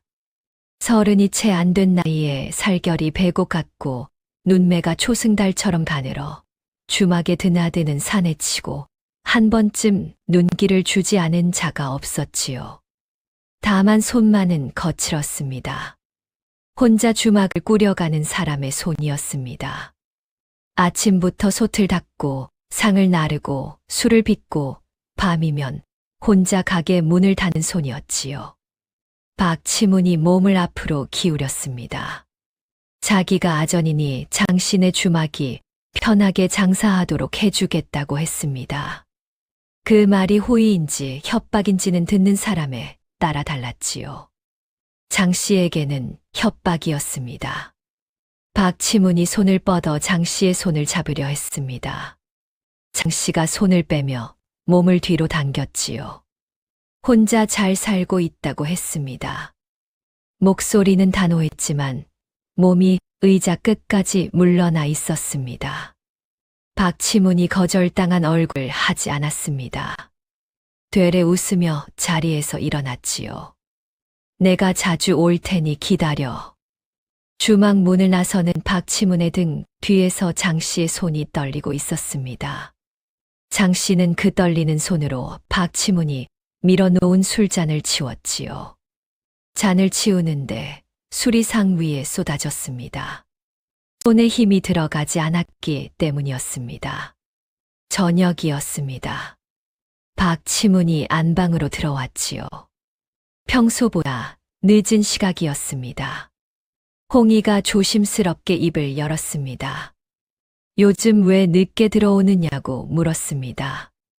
돌아오는 시각이 하루 이틀이 아니라 여러 날째 늦어지고 있었기 때문이었지요. 그 한마디가 끝나기 전에 박치문의 손바닥이 날아갔습니다. 홍이의 뺨을 쳤습니다. 홍이가 비틀거리며 벽에 등이 부딪혔지요. 첩 주제에 남편 행실을 따져 방문을 열고 나가 버렸습니다. 홍이가 벽에 기대어 미끄러지듯 바닥에 앉았습니다. 뺨이 붓기 시작했지요. 홍이는 뺨에 손을 대지 않았습니다. 부은 뺨을 그대로 둔 채 바닥만 보고 앉아 있었지요. 장터에서 주막 과부 장씨가 떡장수 할머니를 찾았습니다. 목소리를 낮추며 박치문이 자꾸 치근덕거리는데 어찌하면 좋겠느냐고 물었지요. 할머니가 고개를 저으며 답했습니다. 본처도 버리고 첩도 때리는 사람이라는 소문이 마을마다 퍼져 있으니 조심하라고 했습니다. 장씨가 두 손을 비벼주며 고개를 숙였지요. 할머니가 장씨의 손을 잡으며 한마디 더 덧붙였습니다. 절대로 혼자 만나지 말라고 했지요. 다음 날 우물가에서 홍이가 물을 길었습니다. 뺨에 붉은 손자국이 남아 있었지요. 아낙 하나가 홍이의 얼굴을 보고 뺨이 왜 그러느냐고 물었습니다. 부엌에서 부딪혔다고 홍이가 답했지요. 고개를 돌리며 물동이를 이고 돌아섰습니다. 아낙이 홍이의 뒷모습을 바라보다 입을 다물었지요. 부엌에서 부딪혀 손바닥 자국이 남을 리 없다는 것을 모르는 사람은 없었습니다. 골방에서 채영이 밖의 소리에 귀를 기울이고 있었습니다. 안방 쪽에서 박치문이 홍이에게 소리치는 것이 담장을 넘어 들려왔지요. 채영이 눈을 감았습니다. 소리가 잦아들 때까지 눈을 뜨지 않았지요. 그 밤 박치문이 다시 밖으로 나갔습니다. 대문 닫히는 소리가 들리고 마당이 조용해졌지요. 홍이가 안방에서 보따리를 꺼냈습니다. 옷을 챙기기 시작했습니다. 저고리를 접어 넣었지요. 치마를 돌돌 말아 넣었습니다. 손이 빨랐습니다. 망설임 없이 움직이는 손이었지요. 보따리 바닥에서 무언가가 손에 잡혔습니다. 낡은 천 조각이었습니다. 손때가 묻어 있었지요. 서툰 바느질 자국이 있었습니다. 아이가 처음 바늘을 잡고 꿰맨 것 같은 자국이었지요. 바늘땀이 고르지 않았고 실이 한쪽으로 치우쳐 있었습니다. 홍이가 천 조각을 꺼내 들고 한참을 바라보았지요. 입술을 깨물었습니다.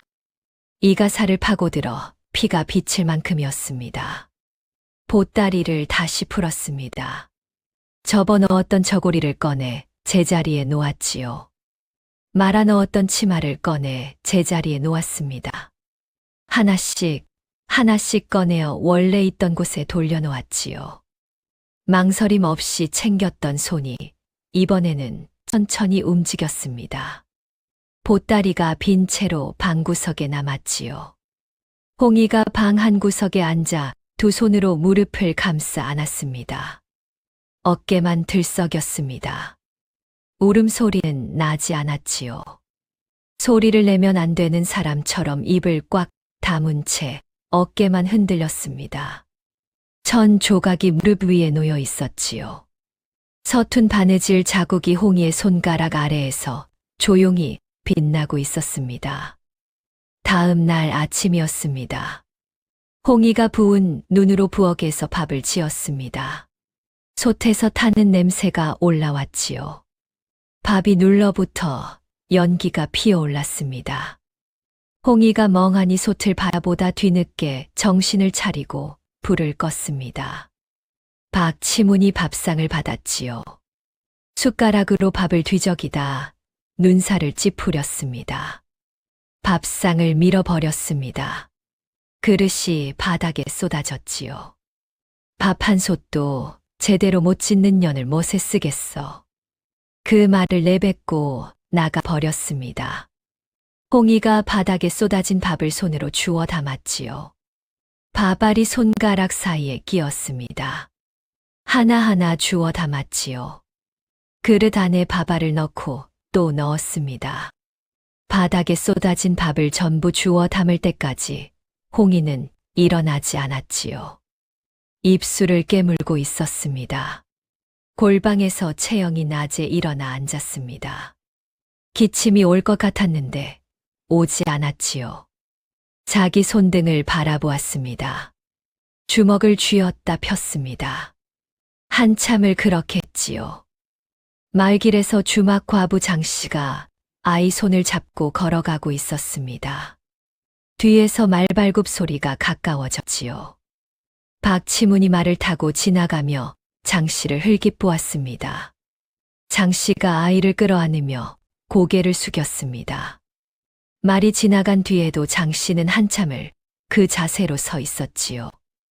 아이가 고개를 들어 어머니의 얼굴을 올려다보았습니다.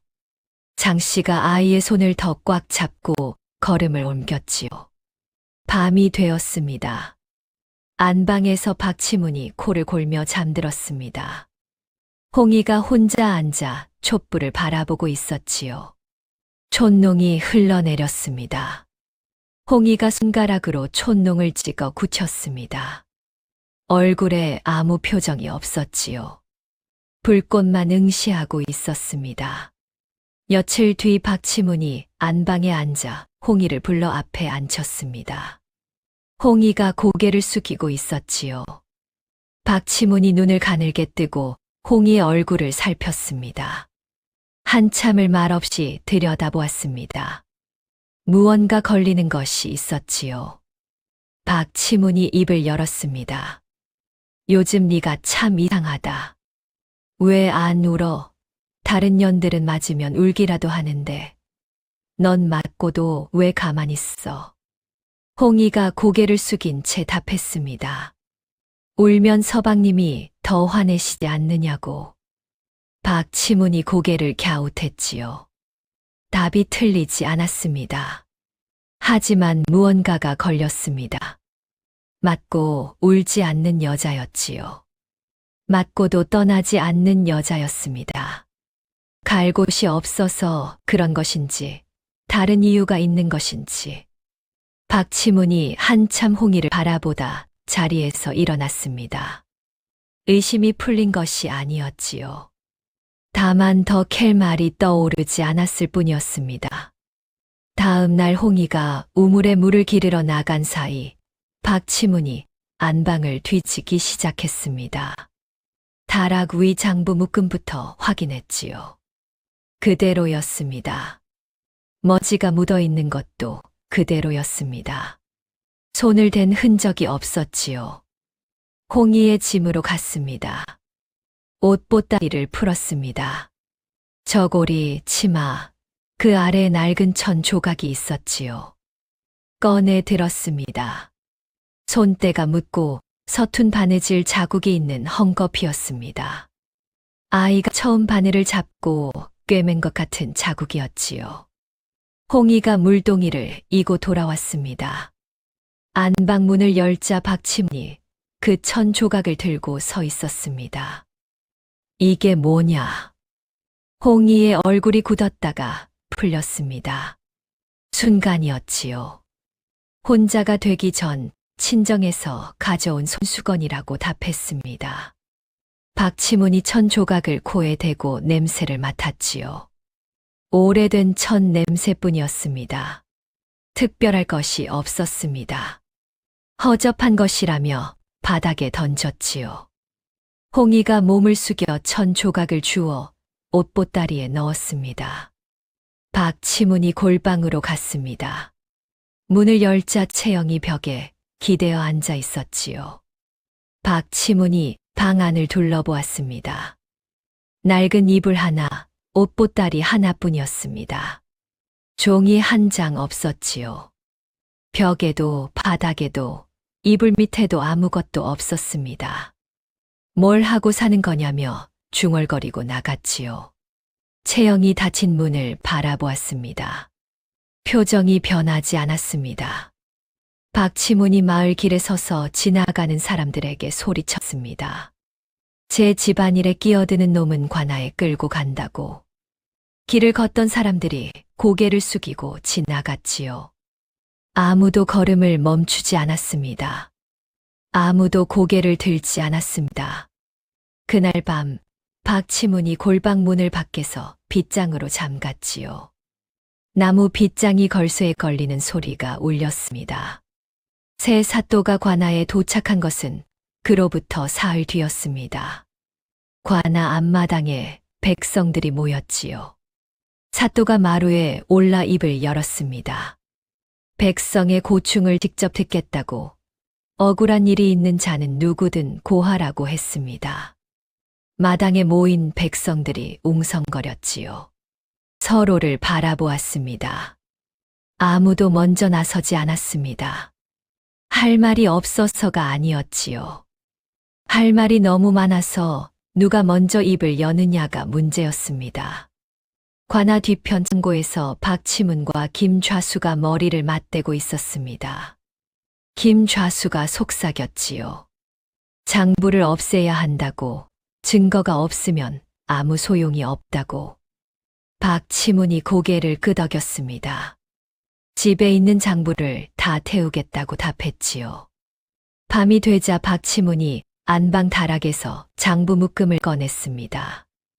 묶음이 두꺼웠지요. 세금 장부, 곡식 장부, 상납 기록이 전부 묶여 있었습니다. 홍이에게 마당에 불을 피우라 명했습니다. 홍이가 마당에 나가 마른 나뭇가지를 모아 불을 피웠지요. 불이 올라왔습니다. 박치문이 장부를 하나씩 불에 던졌습니다. 종이가 가장자리부터 말리며 타올랐지요.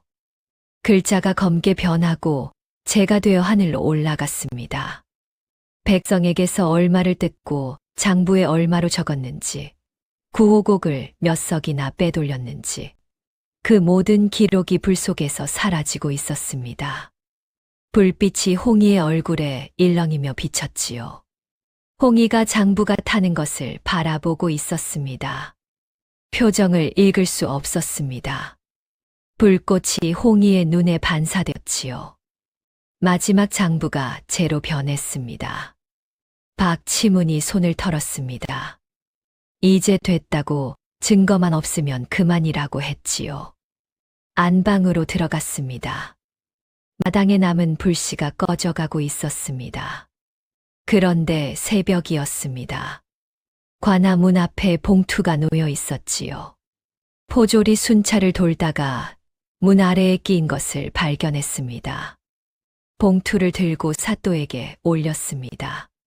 사또가 봉투를 뜯고 안에 문서를 펼쳤지요. 읽기 시작했습니다. 눈이 커졌습니다. 종이를 잡은 손에 힘이 들어갔지요. 고발장이었습니다. 박치문과 김좌수의 횡령 내역이 낱낱이 적혀 있었지요. 곡식 몇 섬을 걷고 몇 섬으로 기록했는지, 구호공 몇 석을 빼돌렸는지, 상납 명목으로 거둔 포목과 은전의 수량이 날짜별로 빼곡하게 적혀 있었습니다. 사또가 관아 장부 자녀 기록을 가져오게 했습니다. 곡식 창고의 실제 수량과 장부 기록을 대조했지요. 횡령 금액이 정확히 맞아떨어졌습니다. 사또가 고발장을 내려다보며 말했습니다. 장부를 직접 본 사람이 아니면 이런 숫자를 쓸 수 없다고. 박치문은 이미 장부를 태웠습니다. 관아의 원래 장부도 조작되어 있었지요. 그런데 고발장에는 조작 전에 진짜 숫자가 적혀 있었습니다.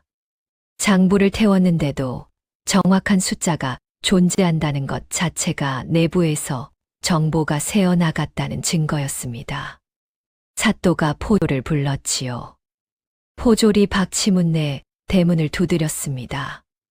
박치문이 나왔지요. 포졸이 양팔을 잡았습니다. 박치문이 끌려나가며 안방 쪽으로 고개를 돌렸습니다. 홍이가 안방 문 앞에 서 있었지요. 박치문이 소리쳤습니다. 내가 뭔가 알지 않느냐고. 홍이가 아무 말 않고 서 있었습니다. 관아로 끌려간 박치문 뒤에 김좌수도 잡혀왔습니다. 두 사람이 관아 마당에서 마주쳤지요. 김좌수가 박치문에게 소리쳤습니다. 내가 입을 열었느냐고. 박치문이 소리쳤습니다. 자기도 모른다고. 두 사람이 서로를 쏘아보았지요. 포졸이 둘 사이를 갈랐습니다. 사또의 판결이 내려졌습니다. 횡령 규모가 955까지 포함되어 있었지요. 굶주린 백성의 곡식을 빼돌린 것이었습니다. 아전직 박탈, 재산 전액 몰수, 유배형이 선고되었습니다. 김좌수는 파직과 함께 유배형이 내려졌지요. 박치문이 곤장을 맞았습니다. 비틀거리며 관아 마당에 엎어졌습니다. 인과응보라 했지요. 남의 것을 빼앗은 자가 제 것을 전부 잃는 것이 하늘의 이치였습니다. 박치문이 관아 문을 나서 마을 길로 끌려갔습니다. 포졸 둘이 양쪽에서 팔을 잡고 있었지요. 마을 사람들이 길 양쪽에 서서 지켜보고 있었습니다. 아무도 말이 없었습니다. 정서방네 아이가 어머니 뒤에서 뛰어나왔지요. 우리 소 돌려줘. 아이의 목소리가 마을 길에 울렸습니다. 박치문이 고개를 돌리지 못했습니다. 포졸에 끌려 마을 끝으로 사라졌지요. 박치문이 끌려간 뒤 홍이가 안방에 보따리를 싸고 앉아 있었습니다. 대문이 열렸습니다. 박치문이 들어왔지요. 유배에 전짐을 챙기러 온 것이었습니다. 포졸이 대문 밖에서 기다리고 있었습니다. 박치문이 안방으로 들어가 홍이의 멱살을 잡았지요. 홍이가 끌려 올라왔습니다. 고발장을 내가 쓴 것이 아니냐고 다그쳤습니다. 저고리 깃을 비틀었지요. 홍이가 고개를 숙이고 있었습니다. 바로 그때였습니다. 홍이가 천천히 고개를 들었지요. 올려다 보았습니다. 박치문의 눈을 똑바로 보았습니다. 지금까지 한 번도 보여준 적 없는 눈이었지요. 고개를 숙이고 네, 서방님 하던 그 눈이 아니었습니다. 차갑고 단단하고 흔들리지 않는 눈이었습니다. 서방님. 홍이의 목소리가 달랐습니다. 어리고 순종적이던 목소리가 아니었지요. 낮고 또렷했습니다. 5년 전 이웃마을에서 꿰어낸 처자 기억하세요? 박치문의 얼굴에서 빛이 사라졌습니다. 뭔 소리냐고 되물었지요. 홍이의 입에서 말이 이어졌습니다. 그 처자 이름이 홍순이라고. 17살이었다고. 서방님이 처음 만난 곳은 이웃마을 빨래터였다고. 혼인한 몸이라는 것을 숨기고 장가도 못 간 총각인 척 그 처자에게 다가갔다고. 달콤한 말로 꿰어내고는 실층이 나자 발기를 끊었다고. 박치문의 입이 벌어졌습니다. 소리가 나오지 않았지요. 홍이가 말을 이었습니다. 그 처자가 버림받은 뒤 유부남에게 몸을 허락한 환양년이라는 소문이 마을 전체에 퍼졌다고. 우물가에도 빨래터에도 나갈 수 없었다고. 문 밖을 나서면 손가락질이 쏟아졌다고. 어느 날 밤 대들보에 목을 메었다고. 홍이의 목소리가 흔들리지 않았습니다. 그 처자가 제 언니예요.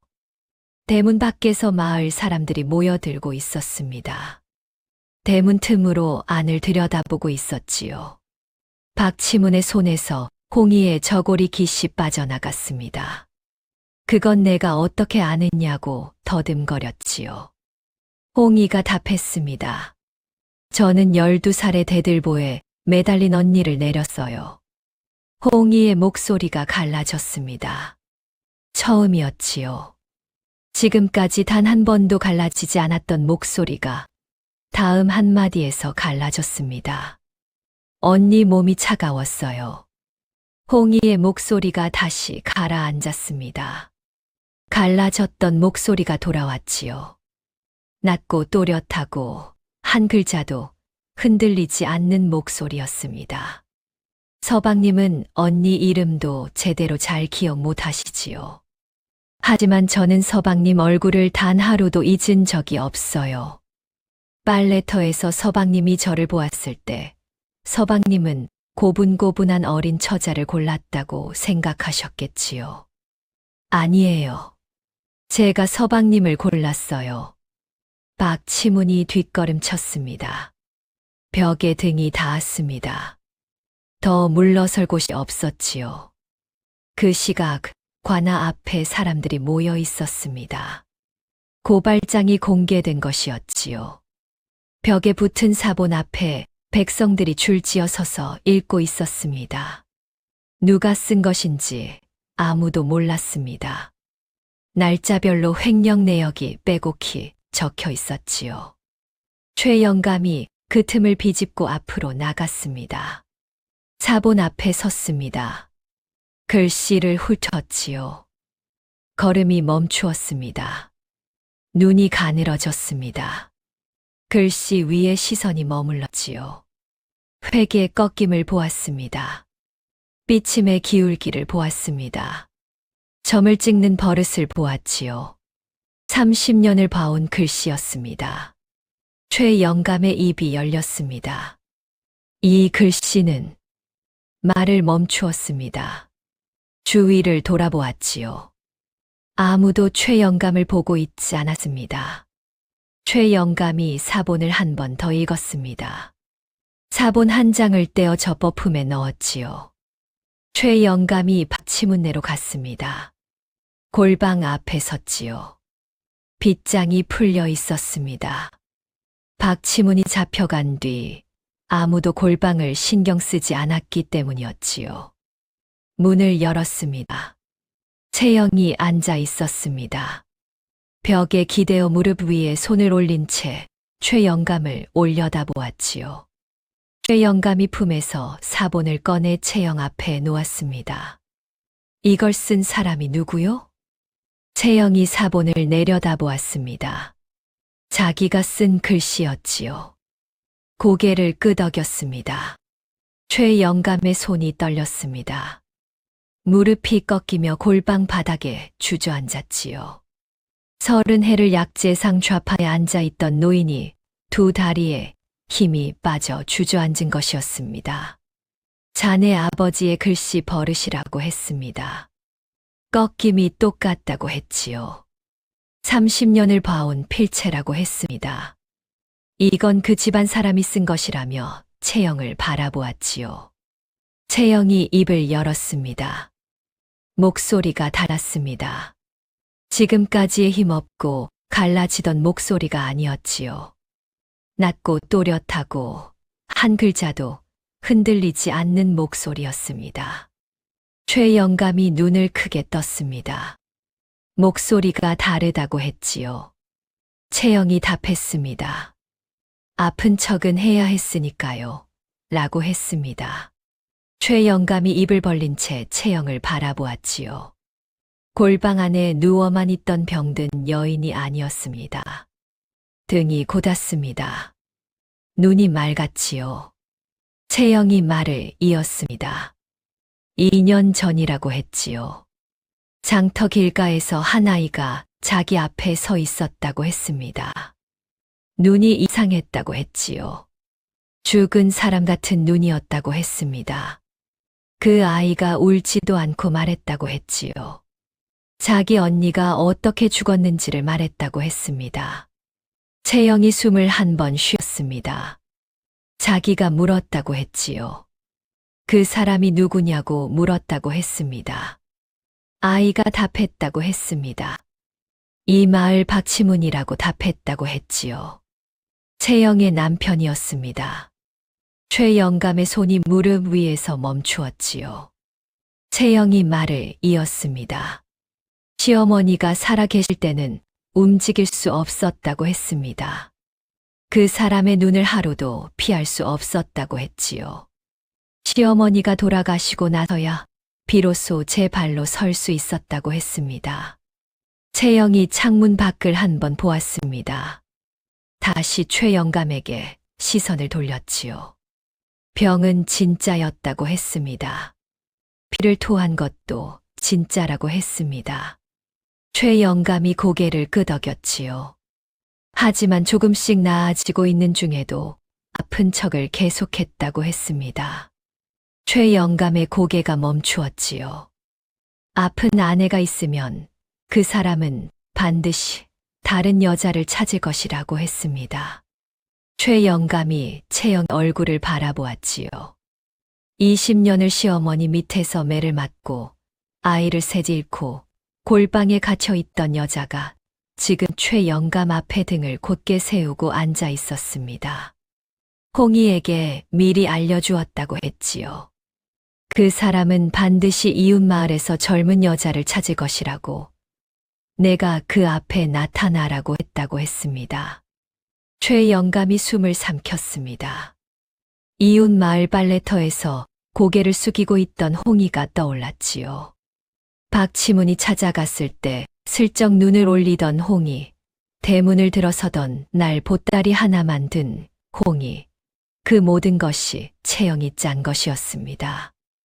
홍이는 그 사람 곁에서 지켜보고 자기는 골방에서 기록했다고 했지요. 최영감이 고발장 사본을 다시 내려다보았습니다. 날짜별 횡령 내역이 빼곡했지요. 곡식 몇 섬을 걷고 몇 섬으로 기록했는지 장부를 직접 본 사람이 아니면 쓸 수 없는 숫자들이 채영의 필체로 적혀 있었습니다. 그러면 고발장의 숫자들은 어디서 나온 것이냐고 최영감이 물었습니다. 채영이 답했지요. 홍이가 안방에서 든 것을 자기가 적었다고 했습니다. 그 사람은 술에 취하면 자기가 한 일을 자랑하는 버릇이 있었다고 했지요. 장부를 태운 것이 소용없었던 까닭이 거기에 있었습니다. 장부가 타기 전에 이미 숫자가 골방의 종이 위에 옮겨져 있었지요. 박치문이 어린 첩이 뭘 알겠느냐며 경계를 풀고 장부를 보여주었습니다. 술에 취해 숫자를 자랑할 때마다 그 모든 것이 골방으로 흘러들어갔지요. 박치문이 채영을 골방에 가두고 바깥 출입을 끄는 것이 오히려 아무도 들여다보지 않는 공간을 만들어 준 셈이었습니다. 박치문의 가장 잔인한 행동 하나하나가 채영에게 무기를 건넨 것이었지요. 채영이 품에서 무언가를 꺼냈습니다. 완성되지 않은 베넷 저고리였습니다. 피가 묻은 자국이 바랜 채 남아 있었지요. 서툰 바느질이 중간에서 끊겨 있었습니다. 채영이 베넷 저고리를 두 손으로 잡고 한참을 말하지 못했습니다. 이것만은 숨을 들이쉬었지요. 아무도 못 가져가게 하고 싶었어요. 목소리가 처음으로 흔들렸습니다. 지금까지 담담하고 또렷하던 목소리가 베넷 저고리를 쥔 손끝에서부터 갈라졌지요. 복수가 하고 싶었던 게 아니에요. 더 이상 빼앗기지 않는 사람이 되고 싶었어요. 최영감이 눈을 감았습니다. 눈가가 젖었지요. 소식이 퍼졌습니다. 마을 사람들이 웅성거리기 시작했지요. 골방 앞에, 대문 밖에, 마을 길에 사람들이 모여들었습니다. 정서방이 앞으로 나왔습니다. 그러면 자기네 소를 돌려받은 것도 마님 덕이었느냐고 물었지요. 채영이 아무 말 않고 고개만 숙였습니다. 정서방이 입을 다물었습니다. 뒤에 선 정서방의 아이가 아버지의 다리를 잡고 서 있었지요. 새 사또가 또 하나의 판결을 내렸습니다. 박치문이 김좌수에게 바친 채영의 혼수 논밭 환수를 명했지요. 본래 주인에게 돌려주라. 논밭 문서가 채영에게 건네졌습니다. 채영이 문서를 받아들었지요. 종이 위에 아버지의 이름이 적혀 있었습니다. 15살, 어두운 가마 안에서 아버지의 거칠고 마른 손이 품에 밀어 넣어 주던 그 문서였지요. 채영이 문서를 두 손으로 눌렀습니다. 종이 위에 아버지, 이름 석자가 손바닥의 열기로 다시 따뜻해졌지요. 홍이가 채영에게 왔습니다. 무릎을 꿇고 큰 절을 올렸습니다. 이마가 바닥에 닿았지요. 마님이 아니었으면 저는 그 집에서 죽었을 거예요. 채영이 홍이의 팔을 잡아 일으켜 세웠습니다. 내가 아니었으면 나도 그 골방에서 죽었다. 두 사람이 마주 보았습니다. 홍이의 눈이 붉어졌지요. 울지 않았습니다. 이 아이는 대들보에 매달린 언니를 내리던 날 이후로 남 앞에서 운 적이 없었지요. 채영이 마을 사람들 앞으로 걸어 나왔습니다. 대문 밖 마을 길에서 포졸에게 끌려가기 직전에 박치문이 보였지요. 채영이 박치문을 바라보았습니다. 감사해요, 서방님. 서방님 덕분에 저는 이제 자유로운 사람이에요. 채영이 돌아섰습니다. 홍이가 채영의 보따리를 받아들었지요. 두 사람이 나란히 마을 길을 걸었습니다. 채영의 걸음이 더 이상 비틀거리지 않았습니다. 등이 곧았지요. 홍이가 옆에서 보폭을 맞추어 걸었습니다. 마을 사람들이 그 뒷모습을 바라보고 있었습니다. 이후 잔악이 입을 틀어막고 있었지요. 정서방이 아이를 안아 올렸습니다. 최영감이 눈물을 닦았습니다. 30년을 장터 길가에서 장사한 노인의 거친 손이 볼 위의 물기를 훔쳤지요. 두 사람의 그림자가 마을 길 끝으로 길어졌습니다. 해가 기울고 있었지요. 여기까지가 오늘의 이야기였습니다. 재미있게 들으셨다면 구독과 좋아요 그리고 하이프 버튼까지 한 번씩 눌러주시면 더 좋은 이야기로 찾아뵙는 데 큰 힘이 됩니다. 그럼 다음 이야기에서 또 뵙겠습니다. 감사합니다.